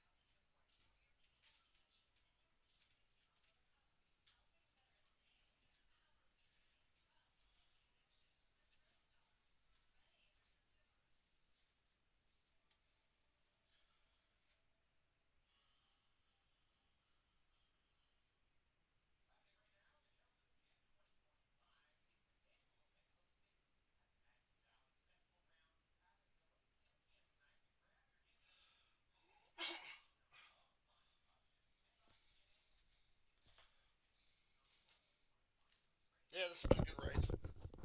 It was a good race last year, too. So. Xfinity cars are good just about anywhere except Atlanta. Atlanta's the only track where I'm like, man, I hate Xfinity cars. EO. Fucking hell.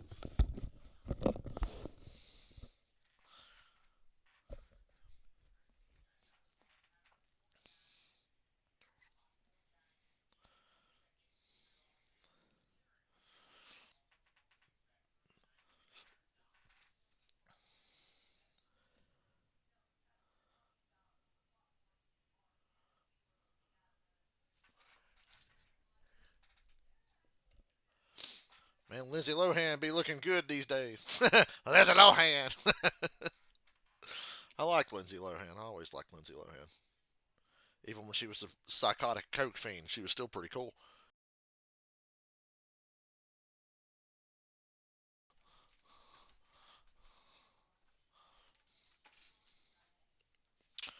My little EO, what are you doing? You're so funny. You're a funny little cat. You sure are.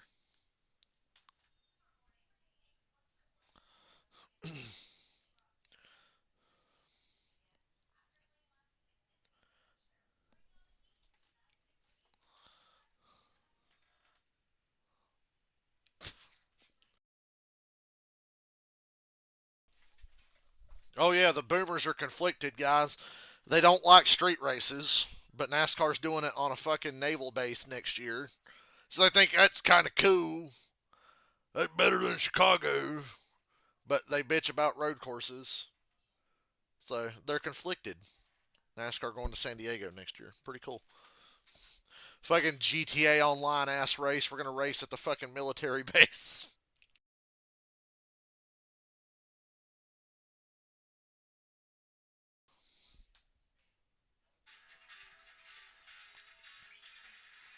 Oh, it's a NASCAR and NBC commercial.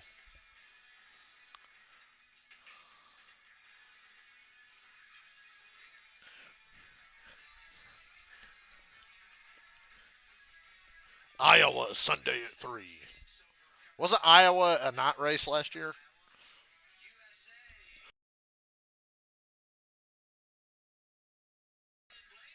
USA Network next Sunday at 3, Iowa.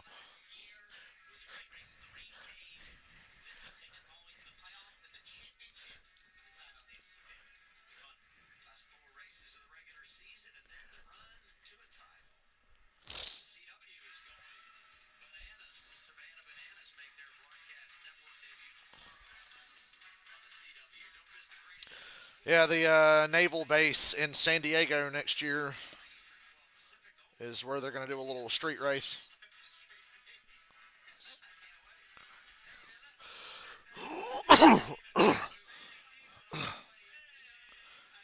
Is that Matt DiBenedetto from his cameo in A Clockwork Orange?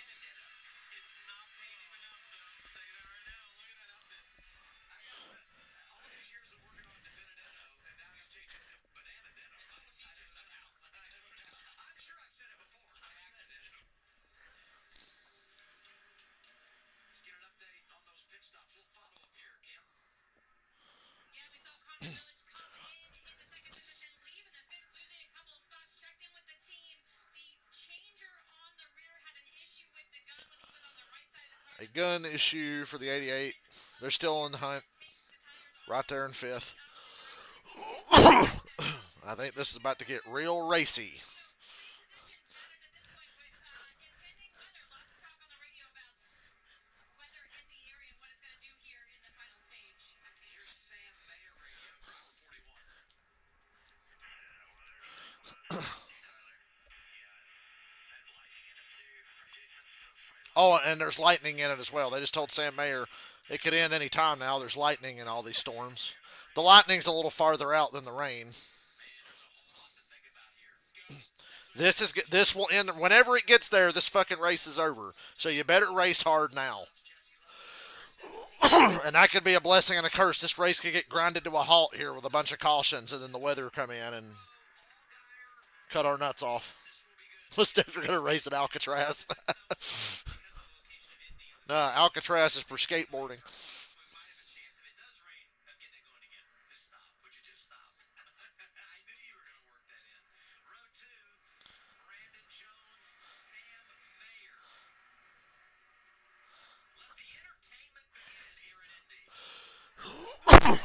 Let the entertainment begin.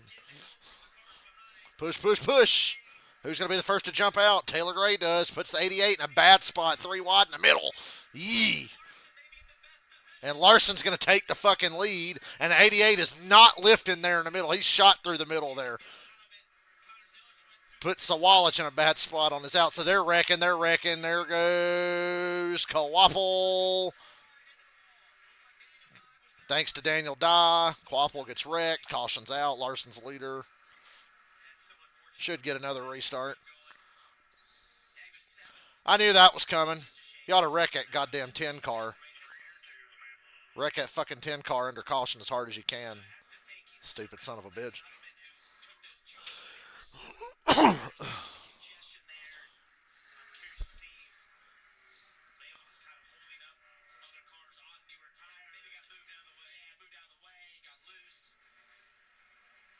I think it was Daniel Dye that took out the one. Or was it Honeyman? Maybe I was bitching about Daniel Dye for no reason.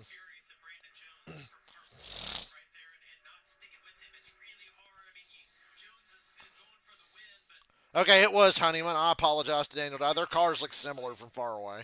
It was Honeyman. Daniel Dye was like 5 cars behind him. Honeyman came out of the pits in the top 10 somehow and then just wrecks Carson Quapple because he has no talent.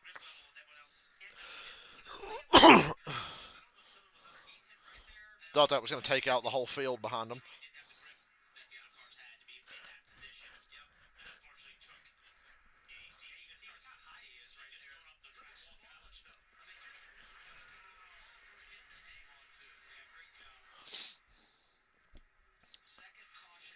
McMurray's like, thanks for wrecking my car.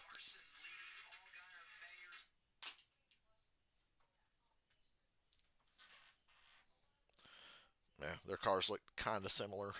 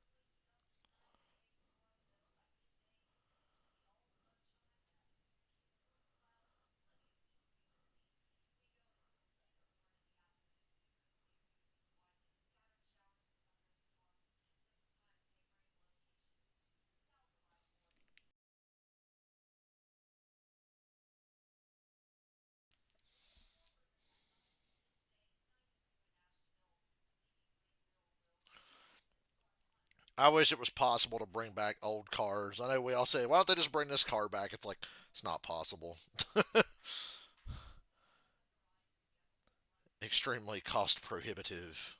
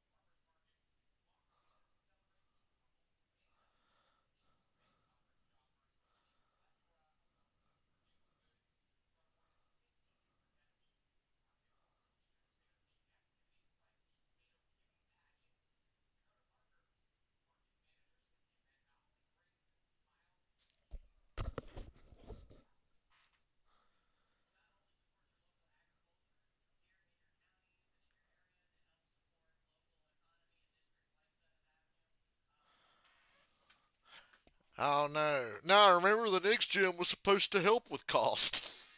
And it literally hasn't.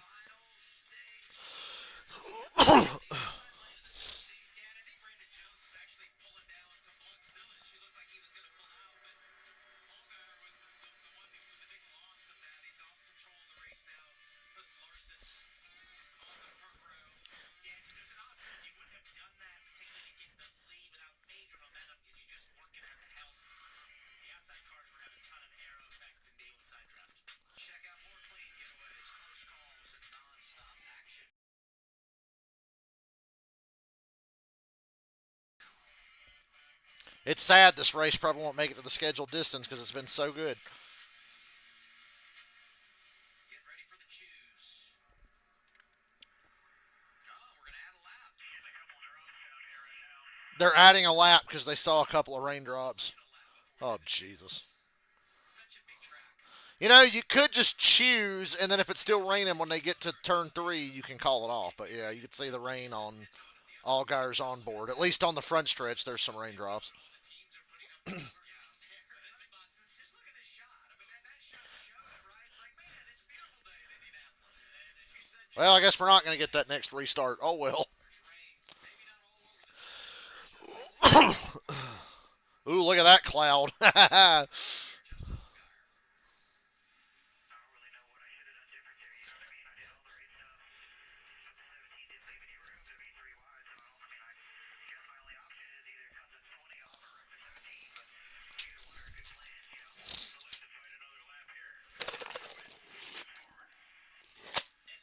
Allgaier. Live to fight another lap. You might not get another lap.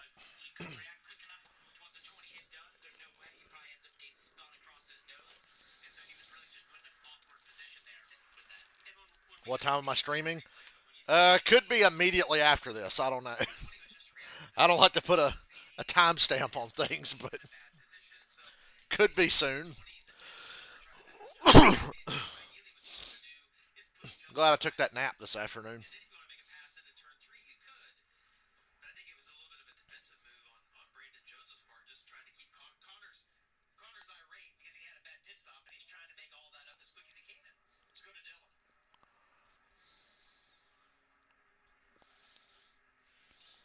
Well, it's funny to see Kyle Larson at the front of the field. Been a little bit of an unconventional way to get there today.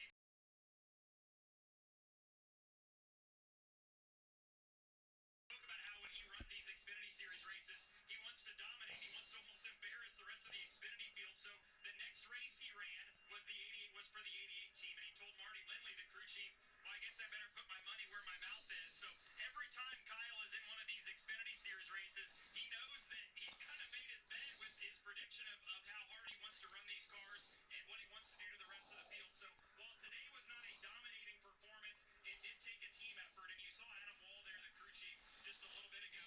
He kind of echoed the same sentiments. He said, "When we run these races with somebody like Excuse me. we are here to win. We are here to dominate." It took the pit crew getting a good pit I wish they would have kept the camera on the onboard there so I could see if there's any new rain on the front stretch. It certainly has been another strong showing from the 17 team today, Carla. Yeah, we know Justin Allgaier disappointed to give up that lead there, but he did get that stage 2 win, and we also know he's the only I'll be on sooner or later. 2018. We heard Jamie say that he's got his picture hanging up in his house. Well, so does Justin Allgaier. He's got a panoramic shot hanging up in his hallway. The only problem is that one of his little girls, only one, is in the photo. His youngest, only 4 years old, and he told me she keeps asking me, "Dad, why am I not in the photo?" He said it just does not compute to her that she wasn't quite around in 2018. He said, "I'd love to be able to get a win here, but especially." And I would tell you guys that for me, I spent my whole life trying to make my parents proud of me. And then you have kids, and it transitions automatically to trying to make your kids proud of you. And so you must be able to have that photo, and that's so cool to see his kids go to victory lane with him and be able to kind of share as a family. So that's awesome. I want to go back to Kyle Larson for a second. You know, we talk about this program for Hendrick Motorsports coming over and running in the Xfinity Series. And anytime they put a Cup driver behind the wheel, I mean, they've been right there at the front and the favorite to win. And on multiple occasions, they've gotten it done. But they've also used it to develop some guys. And the one at the forefront is Corey Day. And Corey last night was running in a truck series and had a tremendous showing at Indianapolis Raceway Park. Finished second to Lane Riggs. Congratulations to Lane on getting the win. But Corey really showed what he was capable of racing in that event with Corey Heim. And Corey Day will be back behind the wheel of the 17 next weekend at Iowa. So their development program getting some good reps for Corey Day, and he had a really, really good showing last night. And Adam Wall told me, the crew chief, we're really excited to get him back next weekend. And Corey's development has been really this program because of how much Rick Hendrick is involved with. All he has going That shot of the radar there. of racing and all he does in the Cup Series, he loves this program and personally helps pick the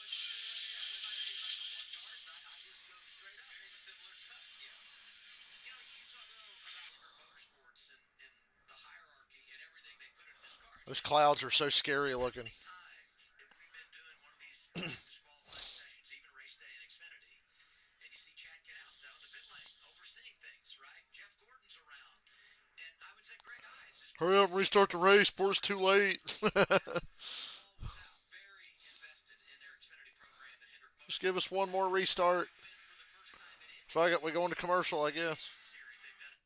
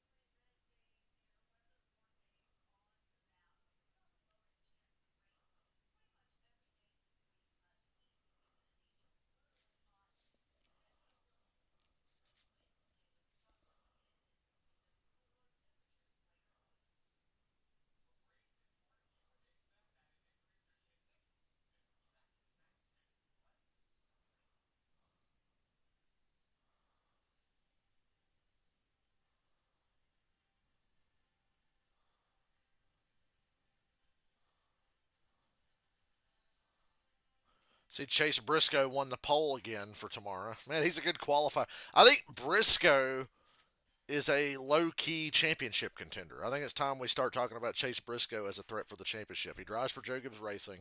He's fast every fucking week. He's proven he can win.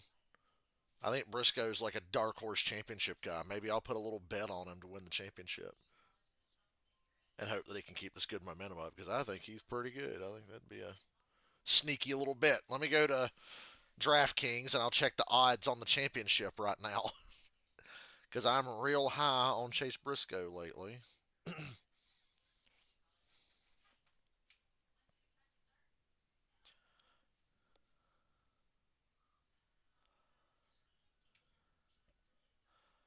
Still not bringing the cars down pit road. That's promising.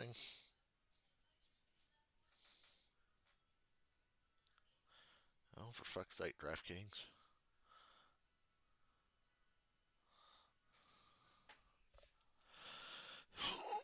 Excuse me.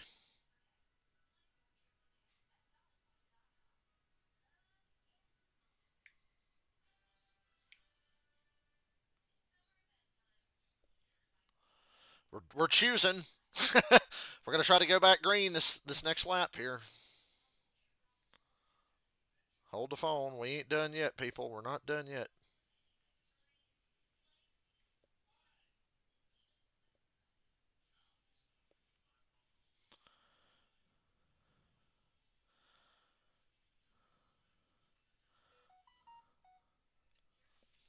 We are going to get one more shot at this. I guess they don't want to give Larson the win. It's not raining now. It just rained a little bit on the front stretch so far. Obviously, the big rain is getting closer and closer. I'm starting to think we got a chance here now. I mean, you see the radar.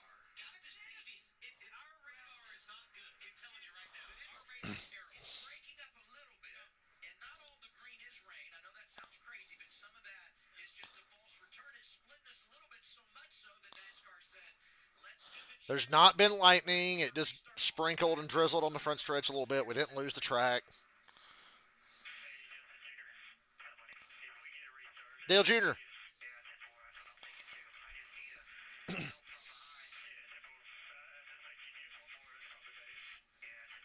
Jr. says he thinks it's the last restart. Well, Dale Jr.'s gotten a lot more confidence since he won a race as a crew chief.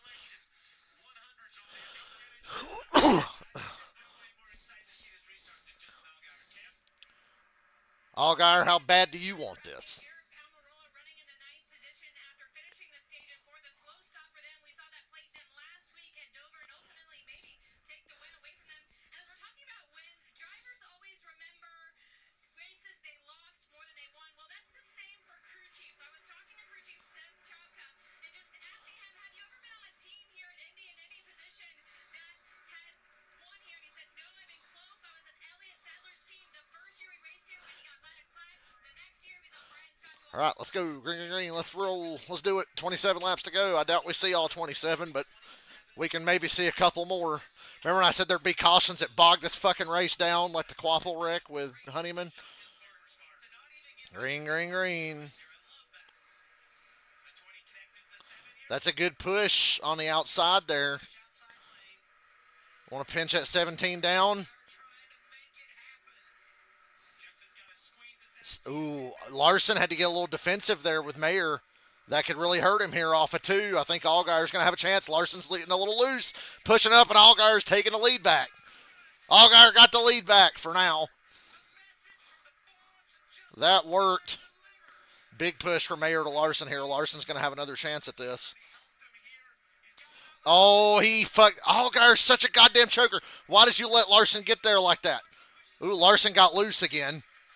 He was getting pushed too. That might not have helped. It helped him get a chance at him at the end of the straightaway, but I don't think it helped him in the corner getting pushed like that.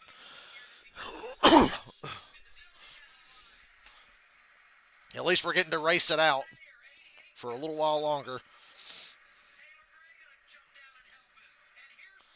Larson couldn't get to the inside at the end of the front stretch.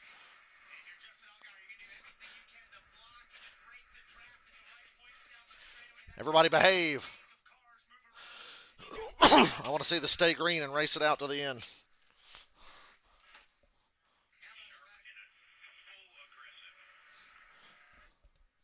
CW is having audio problems.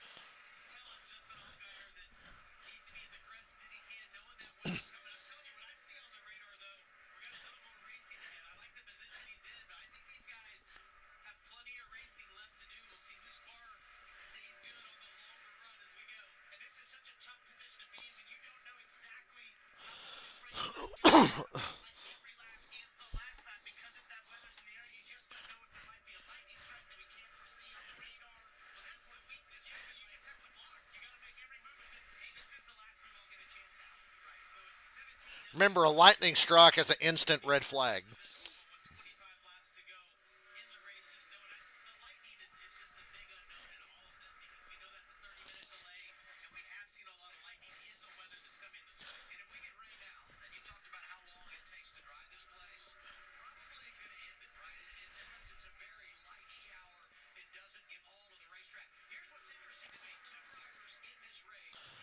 That's not just a light shower coming our way. That's a lot more.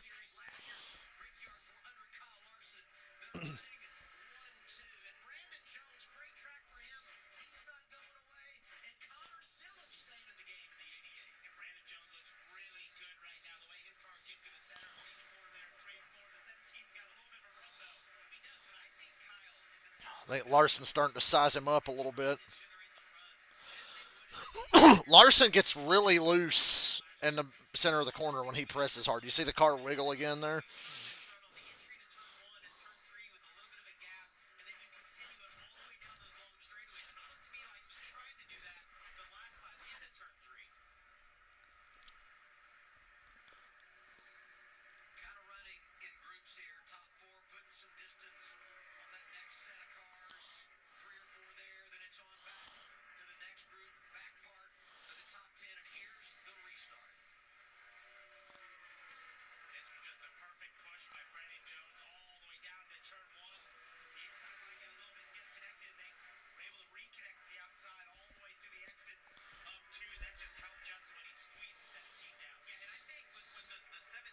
Zilich and Brandon Jones are not out of this thing yet either. Ooh, Zilich, nice move there for third. Whoa. That was a aggressive power move there for Zilich to get into third. Oh, yeah, now Larson's fucked. Surrounded by Junior Motorsports teammates. Which I think Zilich will race completely selfishly from here on out, so maybe it's not that big of a deal.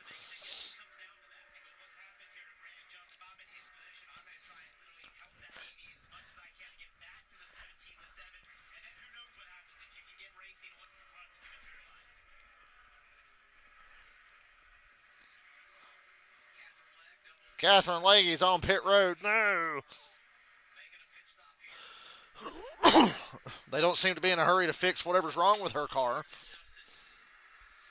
Man, Larson is there.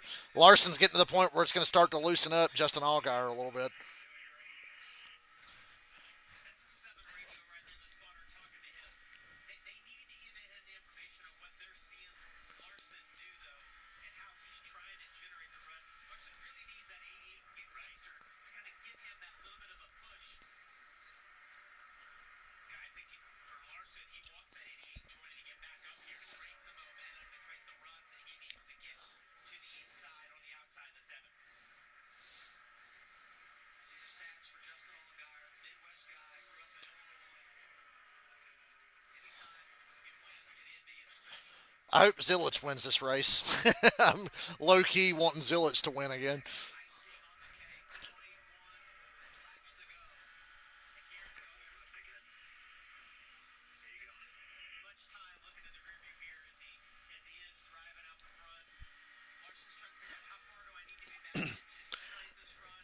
How can I get to his inside? And when you watch the perspective, Allgaier takes a later entry into the corner, and his apex is a little bit further around. Larson turns in a little bit early, and that's really just trying to get some clean air to on the nose. But look at the little bit of a run right here. I appreciate the likes today, everybody. Guys are reviewing the mirror the entire time. I know I feel like I'm in an echo chamber because nobody talks much anymore, but I know people are watching. I see the views after I get done.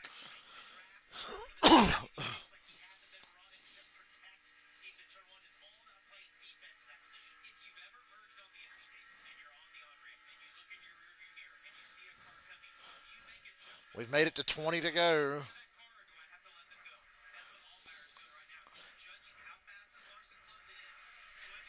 And just the moment Larson gets a nose under Allgaier or to his outside on the straightaway, the 88's going to be on top of him.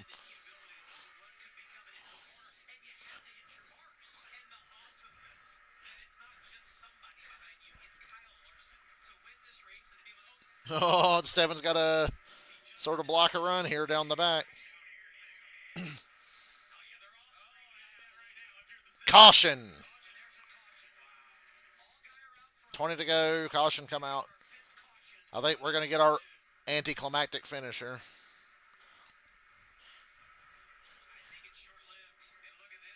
And it is raining again on the front stretch.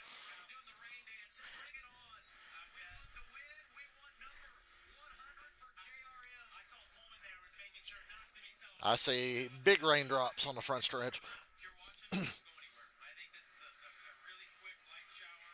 Boy, McMurray is drinking the copium, isn't he? I hope Jamie's right. I don't want this race to be over, but that radar just paints a different picture. Oh, I know you're here. You actually talk. Nobody else talks anymore.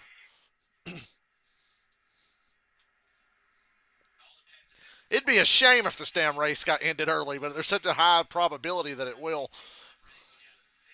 Now it's raining on the backstretch. I see raindrops off of 2 there.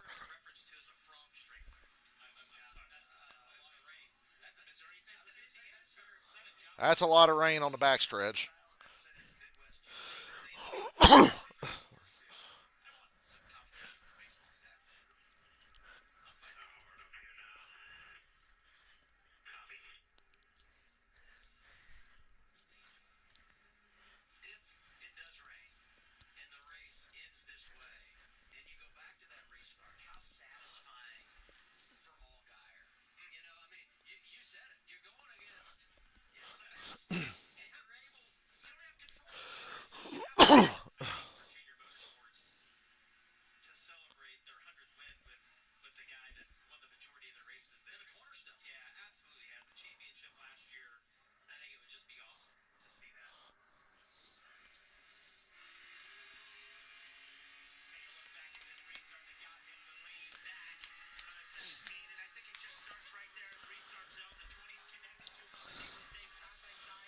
Yeah, sunset. I mean, they got an hour more daylight than we have on the East Coast. Remember, they're an hour behind us.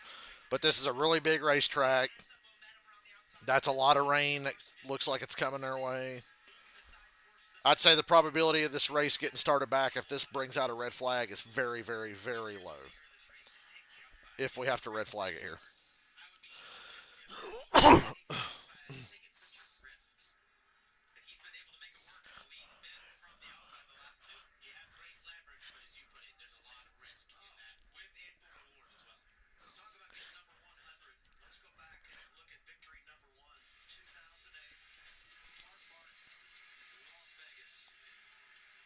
I forgot about that race. God damn. When Mark Martin won Vegas in '08 in the Xfinity Series, what a crazy fucking race that was.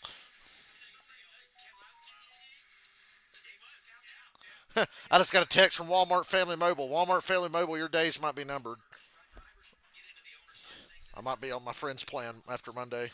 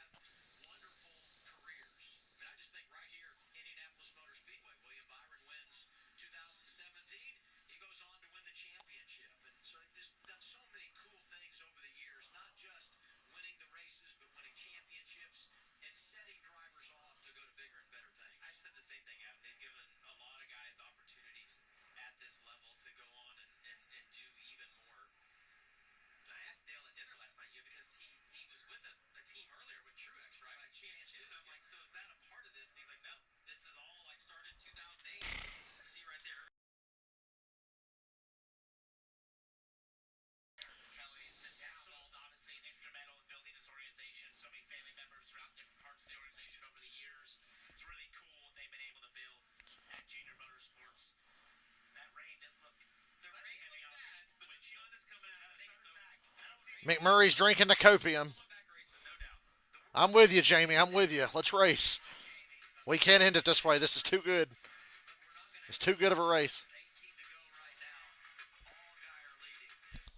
I'll be right back. Damn it, it's too good. We can't end this way.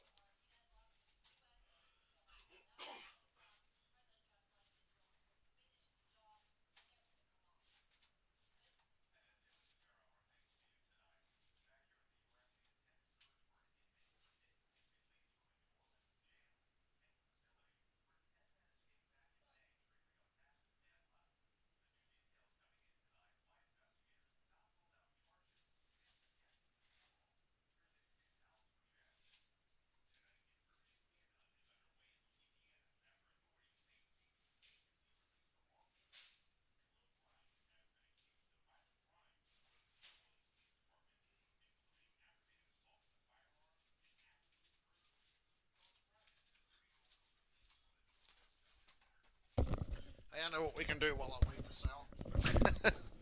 I'm gonna get on my Spotify and make a playlist that I want to listen to when I'm streaming later. And I really don't care if it comes through my stream later and I get copyrighted or not.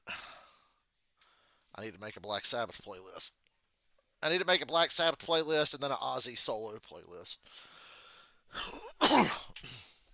That's what I'm going to do right now. No, I'm not going to play the music right now. I don't want to get copyrighted out to as. I'm just saying I want to make a playlist. I'll just pick my favorite songs from like each album, put them in a fucking playlist. I'll do it right now. Album show. If this okay, can the stupid mouse work? It'd be really great if it would.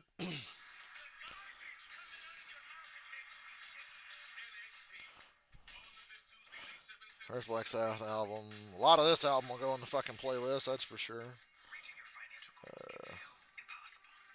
Add to playlist. New. I don't know why I unmuted that.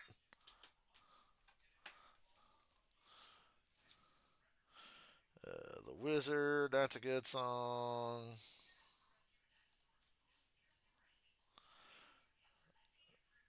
That can go. Actually, don't they have like a standalone version of NIB? Because I think they do. Of course, I'm optimistic we're going to race. Nothing this easy is ever going to happen for Justin Allgaier. So.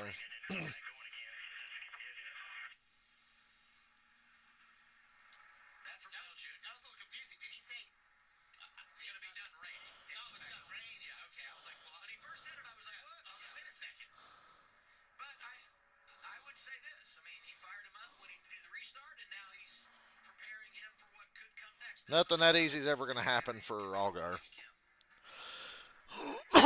Excuse me. Junior's on top of the 88 box, not the 7, but that was the 7 radio. I'm here with crew chief Jim Pullman. Dale Jr. calling the shots on your team from the 88 box. Right, both teams. What do you want to see your driver do here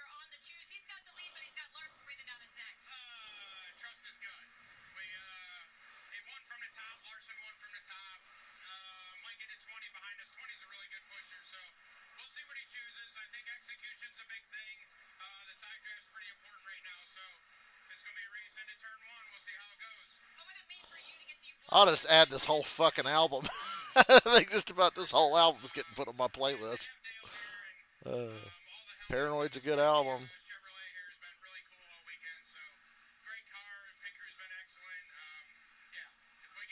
Good luck. We'll see. Feels like it's spicy on this restart.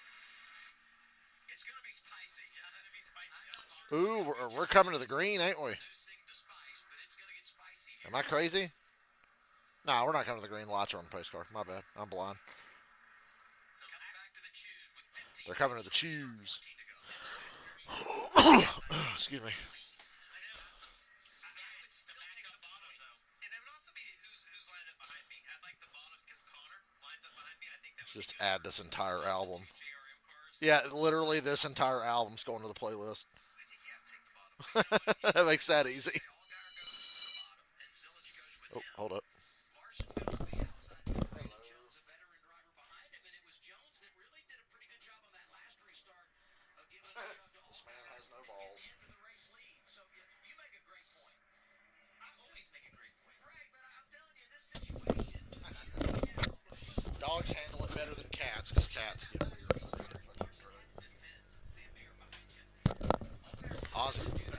Zillage behind him. I think you can trust him for at least a lap or two until they get kind of spread out. The only thing I'll say about being the outside is if somebody is able to go to the inside and make it pretty wide as the outside car, you can be in a really I'm glad little EO got fixed when we got at her. that point, Yeah, what's the question? which makes this so difficult. It seems like they're almost even. I'd say the bottom, Yeah. in my mind, makes more sense, but for whatever reason, the outside just has incredible leverage if you get the jump.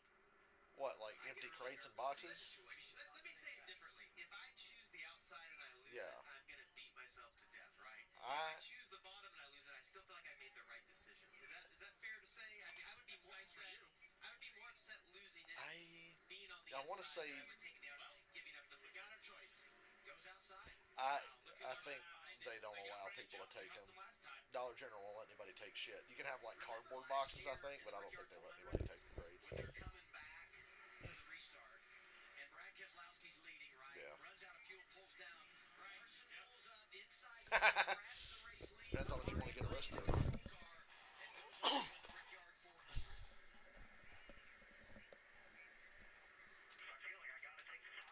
Yeah. Dollar General's weird.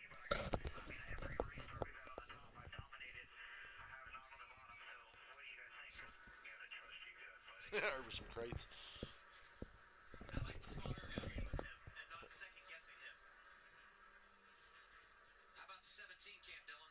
Can't believe this race is actually still going. Holy shit, it's not gonna rain. That's what you told me today. So what's on the table? It looked like it was about to rain like a motherfucker in the race, but as soon as the rain got to the racetrack, it broke up and went away, and now everybody's shocked because there's still 14 laps to go. They have a shot at it for sure. That's all they can ask for. By the way, Adam is a native of Effingham, Illinois, If it- which is about 2 hours from here. This was the first place he ever came and saw stock cars with his own If eyes. it's before halfway and it's really bad, yes, they can come back another day or just try to finish it that day if it stops raining eventually.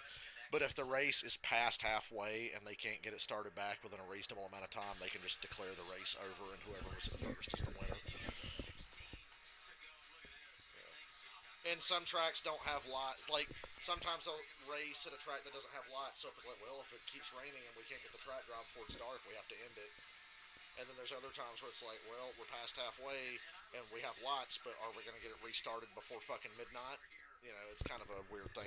They really fucked up a race at Charlotte last year and ended it early for basically no reason. And ever since now, NASCAR will go out of their way to try to finish a race, even if it's well past halfway and raining like crazy, because they caught so much hell about the Charlotte race last year. Best decision is to stick with the That one pissed me off. There was no reason for it. he pulls out. It not only hurts the 17, but it'll hurt the 88 as well. Go time at Indy. 14 remaining. Allgaier Larson up front. Mayer was all over Zillage, but the one he connected to the 7 really well. Mayer's protecting an air. After they told us, don't go anywhere, we're going to start back, it's not raining no more, and then they just go, okay, never mind, it's over. That made me so fucking mad. And they said, oh, it's too humid to dry the track. That's literally not a fucking thing. Never in the history of racing has it been, oh no, Larson wrecked him! Oh, you gotta be shitting me. And Connor Zillage, well, I'm getting what I wanted, Zillage is leading. Seen it all day How is that not a caution? Everybody on my stream's like, who's he on the phone with? I'm on the phone, y'all, but I'm watching.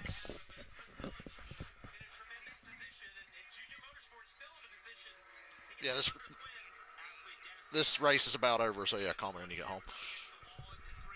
All right, love you. Bye. I cannot believe that.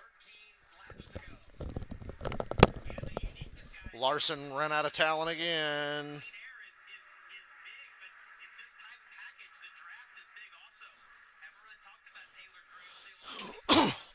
Fuck, I can't get over the fact that that wasn't a caution. Allgaier just killed the damn wall, and Brennan Jones has a lot of damage, but they're like, fuck it, we got to get this thing in. Oh, look, Austin Hill's fourth, everybody. Larson wrecks himself, basically, Brandon Jones and Allgaier. I don't know how the 88 didn't get damage from that. And Taylor Gay is in second. I'm just calling him what Adam called him earlier.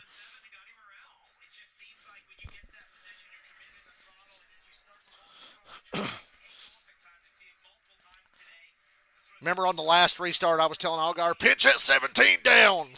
Big mistake. Although that wasn't him pinching Larson down. That was just Larson running up into him because he couldn't hold on to his shit.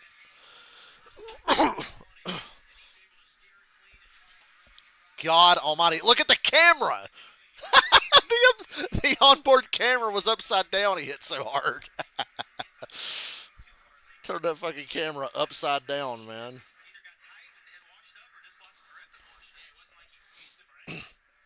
No, Allgaier gave Larson plenty of room. Larson just lost it.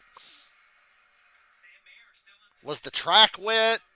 It rained a fair bit off of turn 2. I don't know if that played a factor.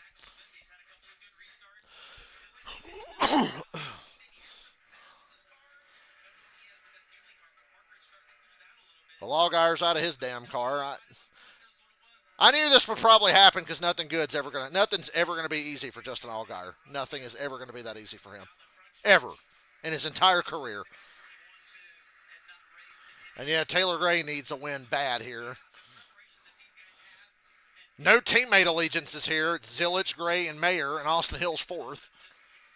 4 different teams.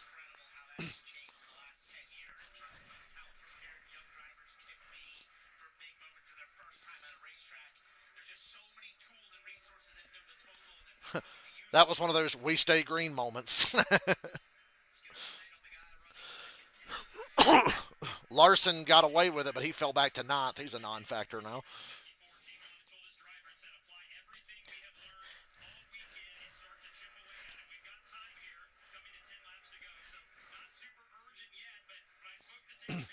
Remember the 88 fights Tot out front late in the run, and we still got 10 laps to go. 54 is obviously fast. He's right there. Poor Justin Allgaier. I feel so bad. That was not his fault.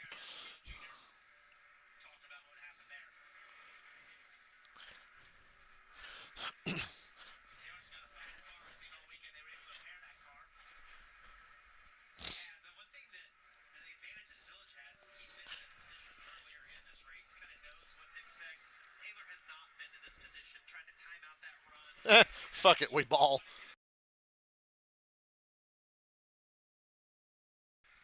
God, Almirola just wrecked Austin Hill. Ooh, Austin Hill saved it. Oh, and Hill hooks him.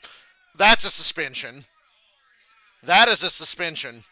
Austin Hill right hooked Almirola on purpose, 100% on purpose. That's a suspension. You can't tell me they shouldn't suspend him. I know Almirola raced him dirty and tried to wreck him first, but you can't go right hook somebody. That's a suspension. Nah, he was wrecking him on purpose. Because Almirola tried to wreck him first, I guess. I don't like either of these dipshits, so this will be an interesting post-race. This is going to be an interesting post-race. I don't like either of these guys.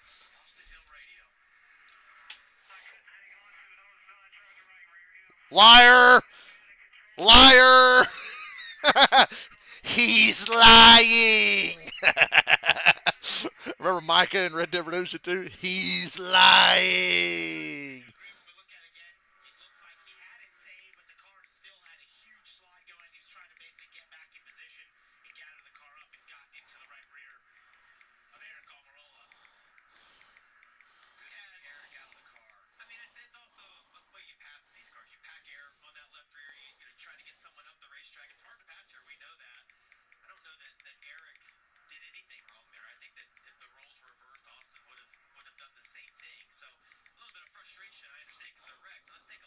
Almirola hit him first. Peeks out right here, getting into three. He was just not close enough, but he gets to the rear. He's low. But you can't just go right hook a guy. All the time, these Xfinity Series cars. There's the slide. Oh, come on. Look at that camera angle. I think we'll see that a little bit differently. Yep, that was so intentional. That'll be looked at for sure again, because it looks to me like he gets straight there for a second. Yeah. I don't know. I'd be a little frustrated if I was Eric in that situation. Potentially not just gathered in. That was a big hit by Eric. Head on into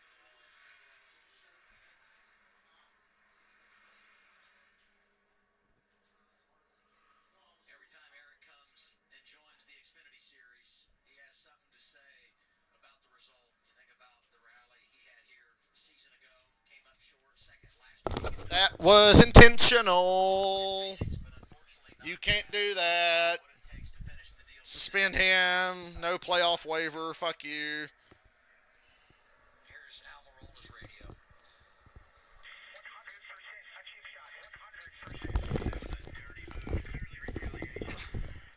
It was clearly intentional. As Parker and I watched it, we both initially looked at each other before he said anything and felt the exact same way. Only Austin Hill knows what happened, but as we watched that, it seemed like he did have control of his car. He absolutely had control of his car and crashed him on purpose. I think most anybody watching this is going to agree that did not look dirty. Almirola asked for it. It's just like the Denny Hamlin Chase Elliott thing. Because Denny Hamlin asked for it, and then Chase Elliott did it and got suspended. Well, Almirola asked for it, and then Austin Hill did what he did, so Austin Hill should be suspended. That could have really hurt someone. To do it at a place like that, that's just wrong, dude. I don't give a fuck. Like, send it off in the corner and let him go by, and then send it the next corner and hit him in the left rear and spin him. You can't just right hook somebody. You cannot just right hook some damn body. Excuse me. That's what I think of that.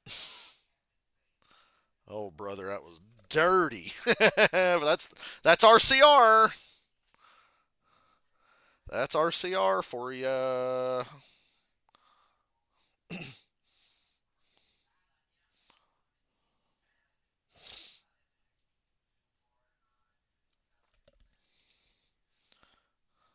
Bro tried to kill him.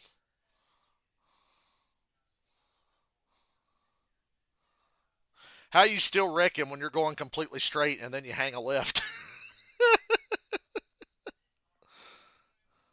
Almirola's a jackass, but even he don't deserve that, bro.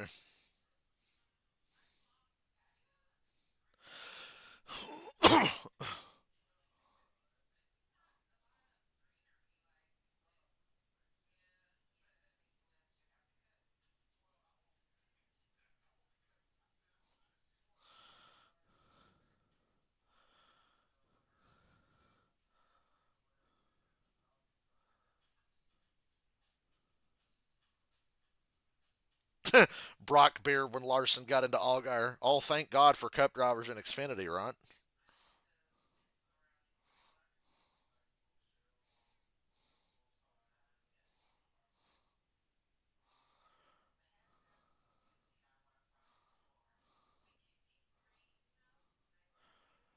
We've suspended people for a lot less than that.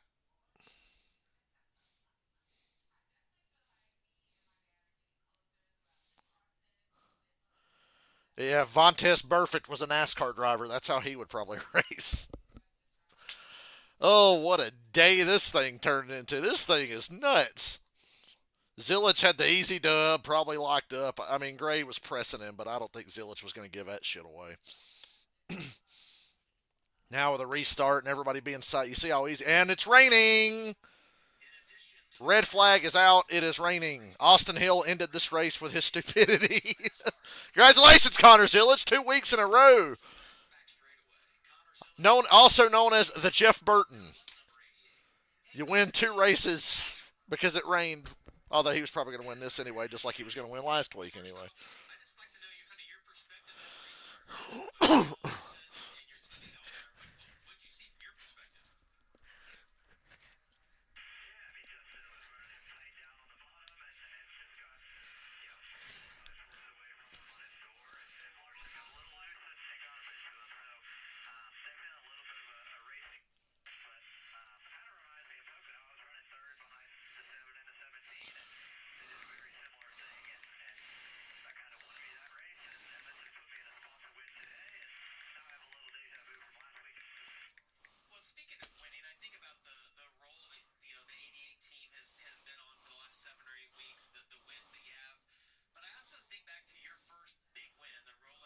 I think they'll suspend Hill for that one.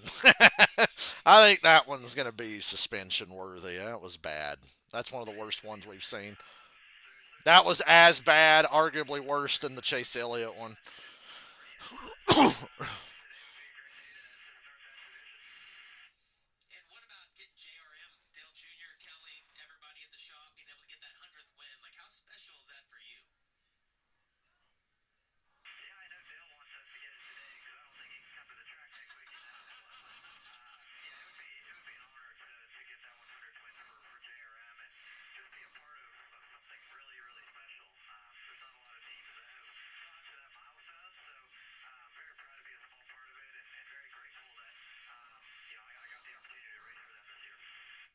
Yeah, well, no doubt. I got to tell you, Connor, I've known you since racing karts at the track there in Mooresville. Did it next to That you was every day, crazy. man. And If it helps Zillage win, I'm in favor of it. watching you today lead in a race in Indy, it's been a lot of fun to Remember, watch both per NASCAR, if you get suspended, you forfeit all playoff points for the entire season. All the ones you've earned up to this point and all the ones you earn after this, you forfeit your playoff points if you get suspended. If you get suspended by being a dumbass, you pay the price. I mean, and you're getting old enough that you're watching young guys come along. It's fascinating to see these guys. Doesn't look like it's really raining much now, sadly. And this guy's been Why didn't they suspend Dillon? I still wonder why they didn't suspend Austin Dillon. They basically took a lot away from him, but they didn't suspend him. But I think because of that, that's why they've made this rule change. If you get suspended for being a jackass, you lose all your points. So fuck you. Fuck you, you lose all your points. a lot of great employees that are there now and that have come through our building to build great race cars, and we've been able to put some really great race car drivers in them. I think the list is like 22 at this point, so a lot of cool names on that list. And yeah, I mean, if we happen to not get it today, we'll keep on digging and keep on trying. What's the next milestone after 100, right? We keep on digging, keep on trying to win races. We got many more in our future. I gotta ask, Albert really wanted It's turned into a long day all of a sudden. You're battling some of the highest of highs and the lowest of lows. We saw Justin get out of the car. You gave him a hug. What words did you share with him in that disappointment? I'm so proud of the restart. I told him that restart, he lost the lead, and I said, hey, temperatures drop, tons of grip, fired off in there on the outside. You're going to have more grip than you've had all day. And he battled and got the lead back. I think that's worth a 2 or 3 week suspension, personally. Told Mr. Hendrick just now, he's texting me about that wreck off the two, and I said, we've done this a long time. You put good race car drivers in good cars, they're going to run together and sometimes wreck together. Larson's a guy that's going to lay it out on the line. I know it wasn't intentional, and it hurts, but we're racing for the lead, and he's racing for the win too, and it is what it is. We've seen that. I've been in this game a long, long time. Mamba Smith said Austin Hill does not give a god dang, and somebody said he's about to. He's been our, he's kind of our the cornerstone of our company for so many years. Just very dependable and reliant, and so great to our partners all over the years. And he wants to do these things for us. But if it don't happen today, maybe next week. I won't get to go to the race next week. I've got another commitment, but I'll be at the Glen. If we happen to have to win it there, we'll win it there. And finally, we've heard you chime in on the radio here and there for your teams. If we go back green, what are you going to tell Connor in these closing laps? I don't think I need to tell him anymore. Sometimes I'll see something. I think the one thing I would like to remind him. We got to be harsh on moves like that, man. I don't give a fuck. We got to stand on business here and put people in their fucking place for driving like that. If he could shallow up the entry and shut off the air to that left right headlight on the 54 a little bit, I'd like that. But that keep him a little further. You got to stand on business, NASCAR. I love his thought process and coaching him. I thought he was so good at that when he was on the box at Pocono, and Carson won. And I loved how Carson received all of that knowledge. And Dale even said, I don't want to overload you. I'm just trying to help you. And he said, keep it coming. It was really cool to watch those two have those exchanges. Maybe more to come here today. Let's go down to Carla. Yeah, here with Eric. Eric Almirola interview. The medical center, obviously, a lot happening between you and the 21 there. What exactly happened? Fast race car. Our young life took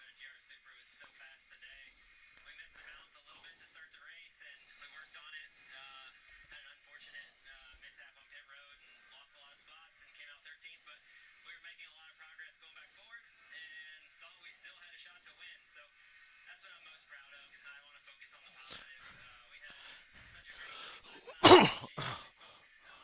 Talked a lot about JD Gibbs, told a lot of stories about him, and really felt like we were going to have an opportunity to kiss the bricks today and pay all the glory to Jesus Christ. And Praise the Lord. just didn't end up that way. Do you think it was intentional, and will you go talk to Austin after this? Oh, it was definitely intentional. He blocked me 3 times. I finally got him loose in 3. He had damage on the nose, so he's really slow in the corners. And so it was time to go. I mean, we're coming to 10 laps to go or 9 laps to go, and the leaders are starting to put a gap on us. So it's time to go, and I got him loose, and yeah, he just turned left and hooked me in the right rears. Honestly, one of the biggest hits in my entire NASCAR career. Very reminiscent of the hit I took when I broke my back. He's talking about the Kansas wreck with Danica. Everybody back at the shop at Joe Gibbs Racing for building amazing race cars and making them safe. Disappointed. Felt like we had a shot to win. I have so much fun. Every time I run these races, we have great race cars, and I love doing it. It's just unfortunate that guys like that, especially that guy, he stood up in front of a meeting at Martinsville and said he was going to be a role model for all the young kids to look up to in racing etiquette. And I think that's kind of laughable after that one. Thank you. Glad you're okay. Dale Jr. called him out for that too. Jr. called out Austin Hill for saying he wanted to be a role model. 5-lap penalty for Hill. Well, I don't think that's harsh enough, I would say. McMurray said, "I don't think that's harsh enough."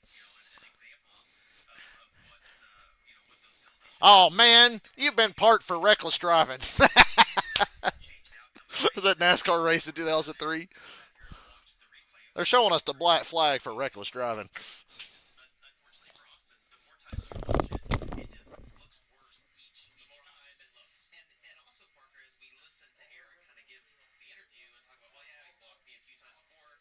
There's always a little bit more to the story, but it just, yeah, I mean, that's not good for Austin Hill. It clearly looks like he hung a left and right reared him, and that's just not acceptable. It's not acceptable, especially at these speeds and this high speed of a racetrack. We've seen drivers be suspended for that before, and it's just definitely something you don't want to see. It's sort of one of the written and unwritten rules, especially among drivers, of just that you don't go that far. Let's take a listen to 21's radio.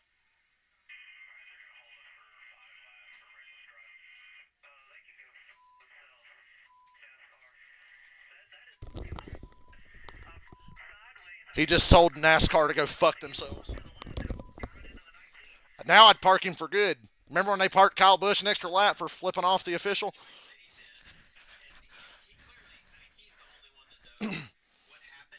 You hear what Austin Hill said on his radio? And we'll find out from social media tonight what all the other drivers think as well. As you watch this, you do see Austin lose control right here. They're going to go into the corner. It's right here. He gets sideways. Right. This is what the part that when we. Can y'all believe what he just said?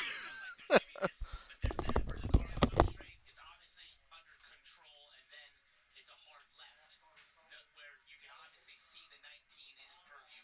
You can see who the 19 is. That just looks, as the optics look back. As a judge, that's a hard sell, and I just don't think many people are going to see Austin's side of that story. Just got word they're cranking the engine. Good. Let's go. News. Now we go back down to Carla.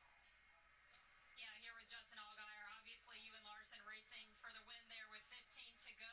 What did you see? It looked like Larson got loose there. Yeah, I don't know. We'll go back and look at it and figure it out. I hate it for our team. Everybody in Junior Motorsports. I'm really hopeful that regardless of outcome for us, I'll be right back, guys. that at least one of the Junior Motorsports Chevrolet is able to go to victory lane and get that third win for Dale Jr. It's a big feat, and really proud of everybody on R17. This helmet's spicy mayonnaise Chevrolet. I mean, just to have the speed that we had all day. I had such good balance in our race car, and we were able to get out there. We didn't quite have the straight line speed, but we knew that going in, and the team did an amazing job on pit road. Spotters did an incredible job at just trying to manage the day. And unfortunately, Indianapolis is one of those places that it doesn't take much to have an incident like that. And unfortunately, I'd rather be sitting on the racetrack right now, waiting for this rain to clear, than to be sitting in the medical center. But again, proud of our team. Whether it's us or not, it doesn't matter. Getting that 100-win flag would be extremely special, and I know that we've had a team that can do that, and disappointed we're not able to be the one to do it today. Yeah, we heard from Dale Jr. earlier, too, talking about your cornerstone type of guy for this. He was disappointed, but That was a crazy but expected response from Austin Hill, I gotta say. to get it back and to manage the race like we were able to there. It was a lot of fun, and Dale's this whole team in Junior Motorsports is kind of an extension of who Dale Jr. is and what he means to the sport and to the sport of NASCAR, but really the sport of auto racing. And I'm so thankful to have had the opportunity to be here for as long as I have, and the 25 wins I guess that I've had at Junior Motorsports, right, to be almost a quarter or right at a quarter of the wins that this company has been a part of. Those are huge moments to me, and I think that's why today is so special. If we can hold it, if Connor can hold it off, or one of my other teammates can get up there and win it, I think that's why it's so special is to see just the progression of our team and our company, the amount of wins we've had this season. I mean, just as a whole, it's really special. Hendrick in the shop, everybody Chevrolet. There's so many people that I wish NASCAR just parking for good. All right, you could tell us to go fuck ourselves. Watch this. will be celebrating victory lane if we're able to get win number 100 today. The reality is Almirola we know Larson missing the safer barrier is the most insane part of this. today, and it's frustrating. You don't really care who it was or whether it was intentional or not, right? It's just your day's over. You get a shot to win it. But I think in classic Justin Allgaier fashion, he was very gracious in defeat there, of course. But could have been a huge moment for him to go back and win again at Indy, and took the high road in that sense. Look at these drivers in the top five. You got Zilla trying to get number 100. You got Taylor Gray, who's never won in his career. You got Sam Mayer, who's on a winless streak, but has not won since he went over to Ford. Ford is winless in 2025. Behind him, teammate Sheldon Creed, who's never won in his career. Everyone's gonna get a little squirrely now. Someone had a nuclear take on him. Terry Bradshaw, for number 12 from the Steelers. Terry Bradshaw says, Rogers to the Steelers. I wrote it down because I want to get it right. It's a joke. Stay in California. Show They're telling Aaron Rodgers what Terry Bradshaw said about. to the guys. I whisper to the guys every single day. Damn right. I've known Terry for a long time. I've been being a part of Fox. Terry's a legend. He's an absolute legend. He won 4 Super Bowls. He's had a legendary career in the media.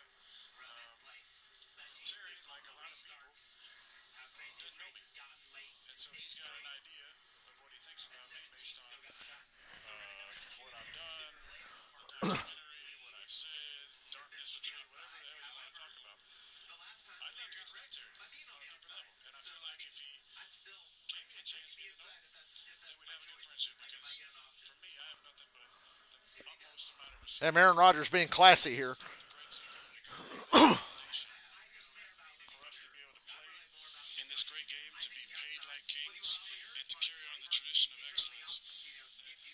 Guys like the Bradshaws of the world in the 70s, and Bart Starr in the 60s, and Lombardi, and Joe Montana, and Steve Young, and Troy Aikman, and Brett Favre, and all the greats that have been over Tom Brady. We're standing on the backs of those guys. And it's because of how they played and how they carried themselves. Rodgers was classy. Opportunity to still play this great game, to get better.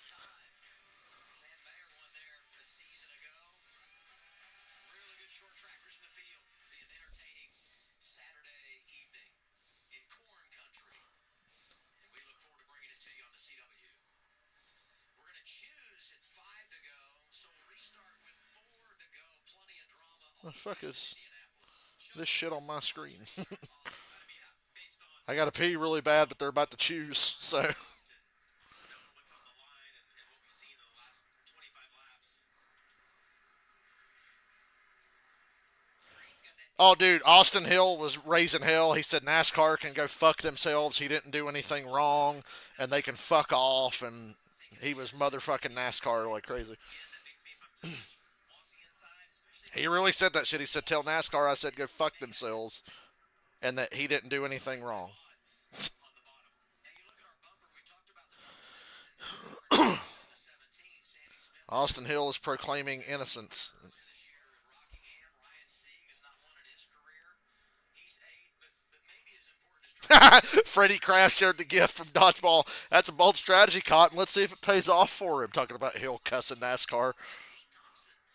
Somebody said, take Austin Hill's radio away before he ends his damn career today.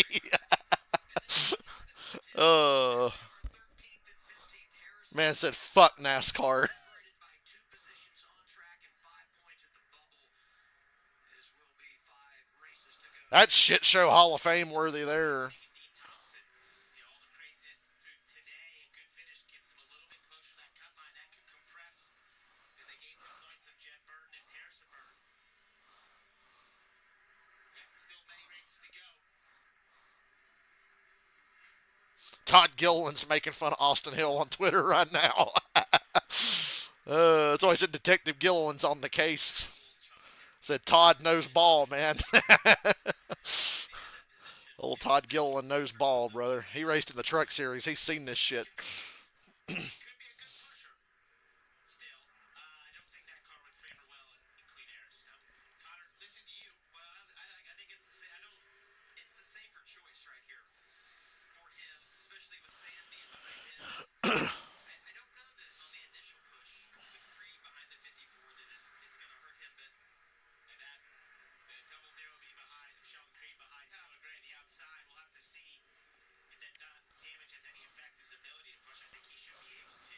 Just located, but and Mayer's been a great pusher.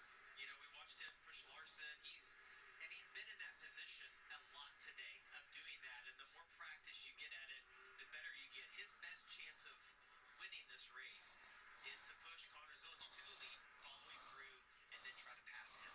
It's not pull out immediately and get side by side because that gives the advantage to Taylor Gray. And as we've gone later in the day, you heard Dale talk about the cooler temperatures, the sun is setting. That leads to Crescents that the 41 who potentially maybe had a lower drag, lower downforce setup in that. I can't stop scrolling social media to see people talking about this. It's so funny.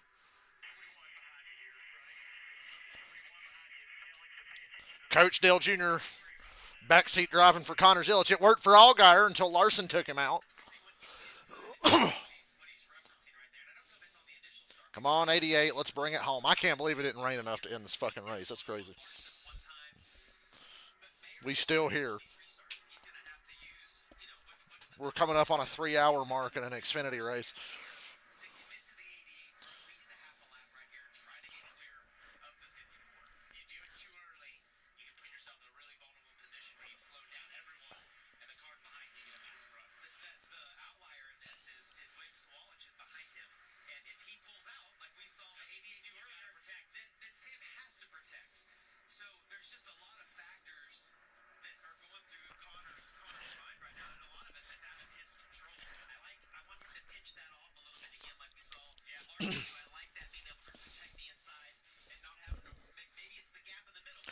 That's RCR, man. What do you expect?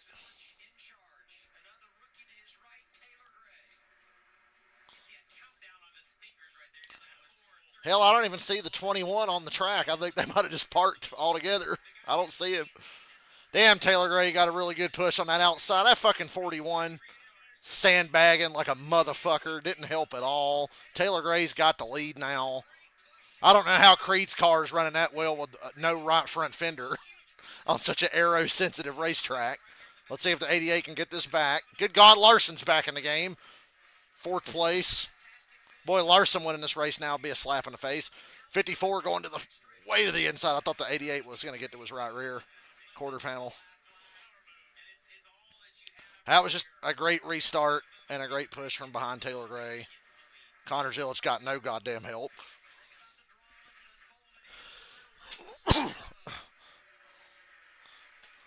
Three to go this time. Boy, there's a mess coming off turn 4 there. Larson's like, let me hang on to that draft. 3 to go. Look at the shit show behind him. Oh, Mayer. I thought he was going to get to the inside of the 88. He didn't. 88's got a great run off of turn 1 here. Get on that damn left rear. Get him out the way. There you go. That's how you do it.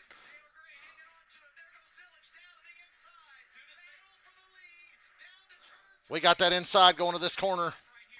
Where's the 41 going to go? 41's going to push 54. What the fuck did the 88 do to the 41 to deserve this? Every time the 41 gets up here, he helps anybody but the 88. He didn't even help himself there. He could have forced 3 wide and helped himself, but instead he just wanted to make sure the 54 stayed in front of the 88. 88's just got a better car. You see it every time they get on the straightaway. 2 to go. 54 just going to get defensive here into turn one. Connor's going to basically spin him out. I promise you, he's not going to do it on purpose, but he's going to wind up spinning that 54. I know how Connor Zillich drives. He's going to basically spin him out right here. Right here. Same thing again, but the fucking 41 is going to get behind the guy. Oh, the 41 goes with the 88 this time. How nice. Mayer goes with the 88 that time. And we know Mayer's got a fast car. He won the pole for a reason. Mayer won the pole for a reason. He's got a fast car. So this could be an intense last lap. 88's got a nice little gap now, but you know that's going to close up here.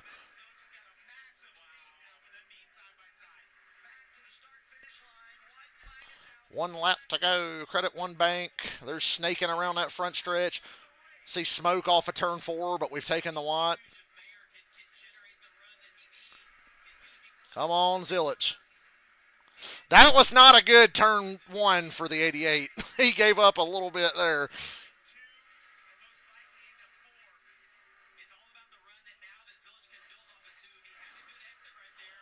I don't think Mayer's got anything for him. It's going to be a Hail Mary on the front stretch if he even gets close enough to do that.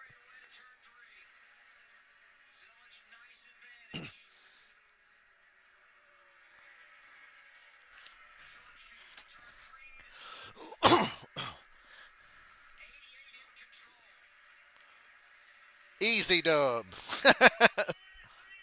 Connor Zillich going to win again. God, just look at his finishes lately. 3 wins in a row now. And Junior Motorsports got their 100th win at Indy. Zillich, Mayer, Gray, Larson. Sieg? Ryan Sieg, top 5.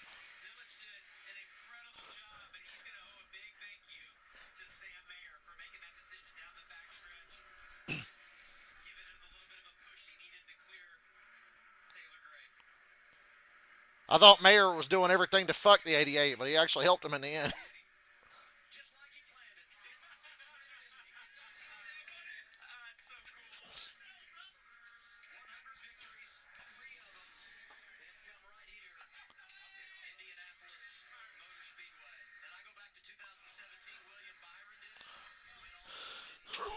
Remember, they were going to try to put the road course merchant label on Zillich as well, you know, like they do for SVG. He's proven that wrong. Dover, Pocono, Indy.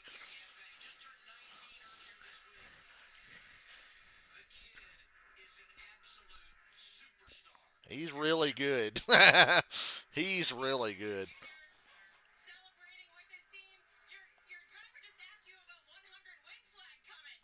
Yeah, I was, a lot of people to thank, but he did a good job, man. Just an awesome drive at the end. We got some help from Sam in the back straightaway, but just a good little driver. And man, these races are tough on your heart. Up and down, up and down. 100 wins for our team. That's a big deal. I know my sister and everybody's very emotional. And we're going to enjoy this one. I was going to ask, what were you thinking in the closing laps when he lost the lead? Oh, man. I felt like when he lost the lead, he had a really good shot at getting it back. I'm not surprised. I was just worried he was going to fuck up and spin the 54 trying to get it back. I didn't want him to wreck the 54. Hendrick Motorsports engine shop. That's what win races at places like this and in Dover. So thank y'all for all the hard work. They've worked hard this year. And all the support we get from HMS. It's important to our performance. Not only 100 wins, go kiss those bricks. How about the fact that everybody said about Connor Zillich, you win on an oval, but it's Pocono, that's not really an oval. Then he wins at Dover, and it's like, well, it's rain shortened. Let me tell you, if you win at the Indianapolis Motor Speedway, the debate is absolutely over. If there ever was a debate, this kid is something special. First trip to the Brickyard, and he gets to kiss the bricks. A belated 19th birthday celebration for Connor Zillich.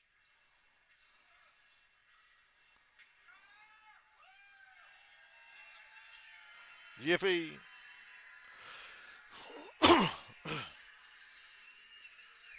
At least after all that, I like the winner.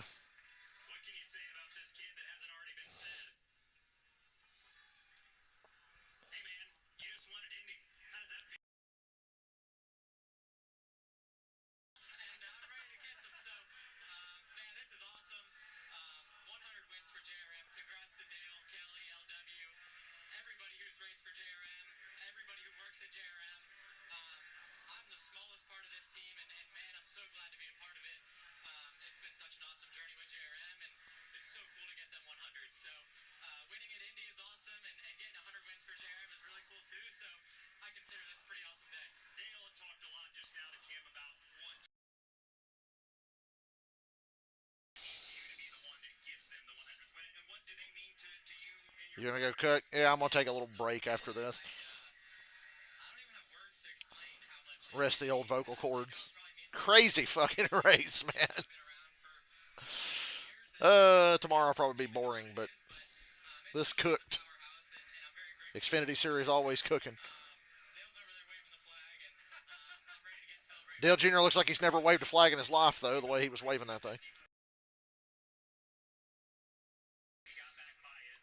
What did you do differently, or did you do anything differently that second time that made it stick? Yeah, the second time I just got to push from behind, and it helped me clear them. So, yeah, it was actually really racy, and you're able to pack air and make moves. So it was really cool. So yeah, winning at Indy has been a dream of mine. I've always been on the podium when I've come here. I've been here twice before, but kissing them bricks is gonna be special. All right, he went for the hat trick, 3 Xfinity Series wins in a row, and Connor Zilisch wins Junior Motorsports' 100th Xfinity Series race at Indianapolis. I hope that we can all appreciate how it's. I mean, Dale Jr.'s a legend in our sport, and we're all friends with him. And his demeanor is always very calm. Like not and he laughs a lot, but it's always he's a quiet guy, and to see him waving that flag and the smile and the excitement, I am so happy for him, his family, and everyone at Junior Motorsports. So cool. So Noah Gregson, a part of the success at Junior Motorsports, over to offer his congratulations. What a day here at the Indianapolis Motor Speedway. When you race here,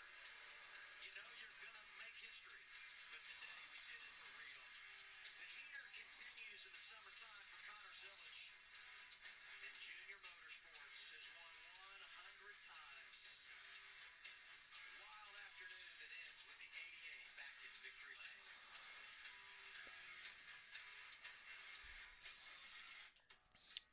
I want to hang around here. I just want to see if anybody's going to try to interview that fat bastard in 21 car. He does. He kind of does look like Fat Bastard from Austin Powers, now that I think about it. With his big fat fucking body and his stupid fucking beard and his 300 chins he's got. He kind of looks like Fat Bastard from Austin Powers.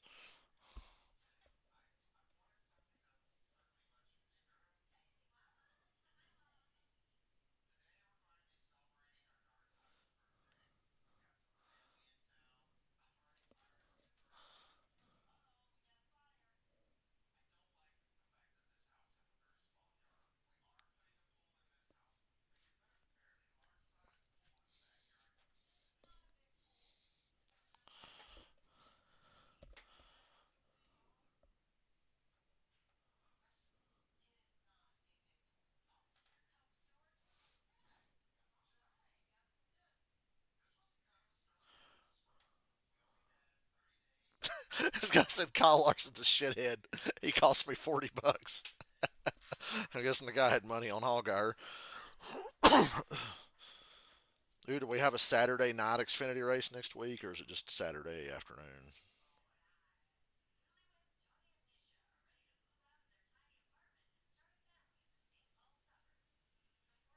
Next Saturday at 4. Okay.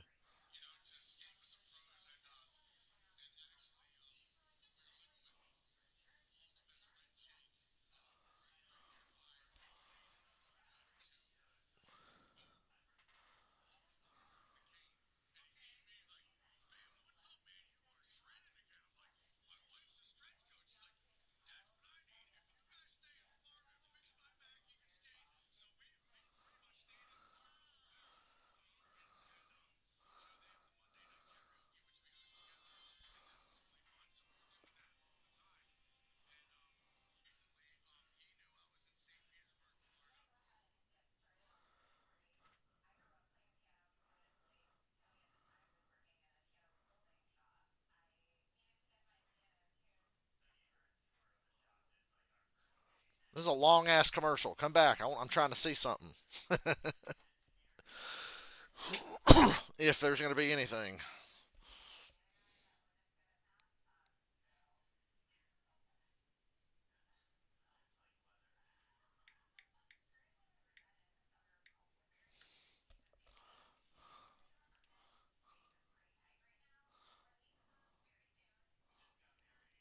Kyle Larson's real grateful for Austin Hill because Austin Hill takes all the heat off of Larson for him fucking up and wrecking Allgaier. I know Larson didn't do his on purpose.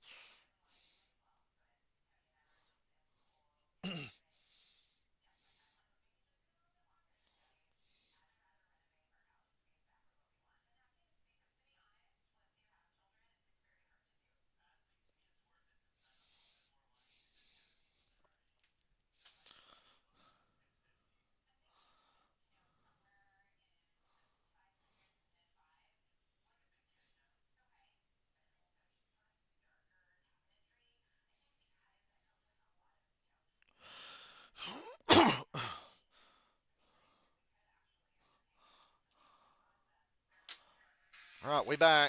Well done for the NASCAR Xfinity Series here at Indianapolis Motor Speedway.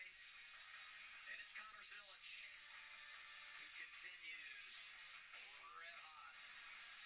And he had to be moneyed late when it was all on the line. Some really big restarts. Take us through this with Taylor Gray, the fellow rookie. Well, he just packed the air there on the driver's seat. All the time in Xfinity Series cars, Taylor Gray was just not quite able to hold on in terms of being able to side draft back up to him. But then Sam Mayer helps him out this first time and gets the lead back here. But that wouldn't be the result. But it was the second time. It was almost like a replay coming off of turn two. 100% a replay. And I mean, Sam Mayer determined the winner of this race. If he chooses to go with Taylor Gray right here, I'm not so sure Zilic can get back to him. This time. And I think it's because it didn't work out last time for him. So he's like, listen, I'm going to go with the 88 and see what happens. Kim, do you have more with Sam? Yeah, Sam having to settle for second. I know this one's going to sting for a while. As you think about the restart and the closing laps and the way you played it, is there anything you would have done differently? I don't know. Sam Mayer interview's always funny. Really proud of these guys. They put the work in the last couple of weeks, and we've been getting better and better every time we show up to the racetrack. And this place, we brought a heater for sure. I was really looking forward to it. I think we had really good pace. We were right there. Yeah, I mean, it's just you don't know what to do. I mean, I'm learning on the fly. This is my first full race here, so being third, pushed the 54 the first time, got him on the line, and then 88 was still able to get to his inside. I should probably push the 54 again to get him up front and have him racing again, but it would just be a vicious cycle at that point, so I don't know. But really proud of these guys. I feel like we're making gains each and every week. The cars are as fast as Xfinity Mobile. We're going to show up. We're going to be even better, and I can't wait for that first victory because it's going to taste so good. This team inching closer and closer to that victory number one for Haas Factory team. No doubt they're knocking on the door. And Sam Mayer, the Xfinity fastest lap. Set it on Fastest lap, Sam Mayer. Good for him. to the day. Going on next week. All right, no drama. We out. I'll probably.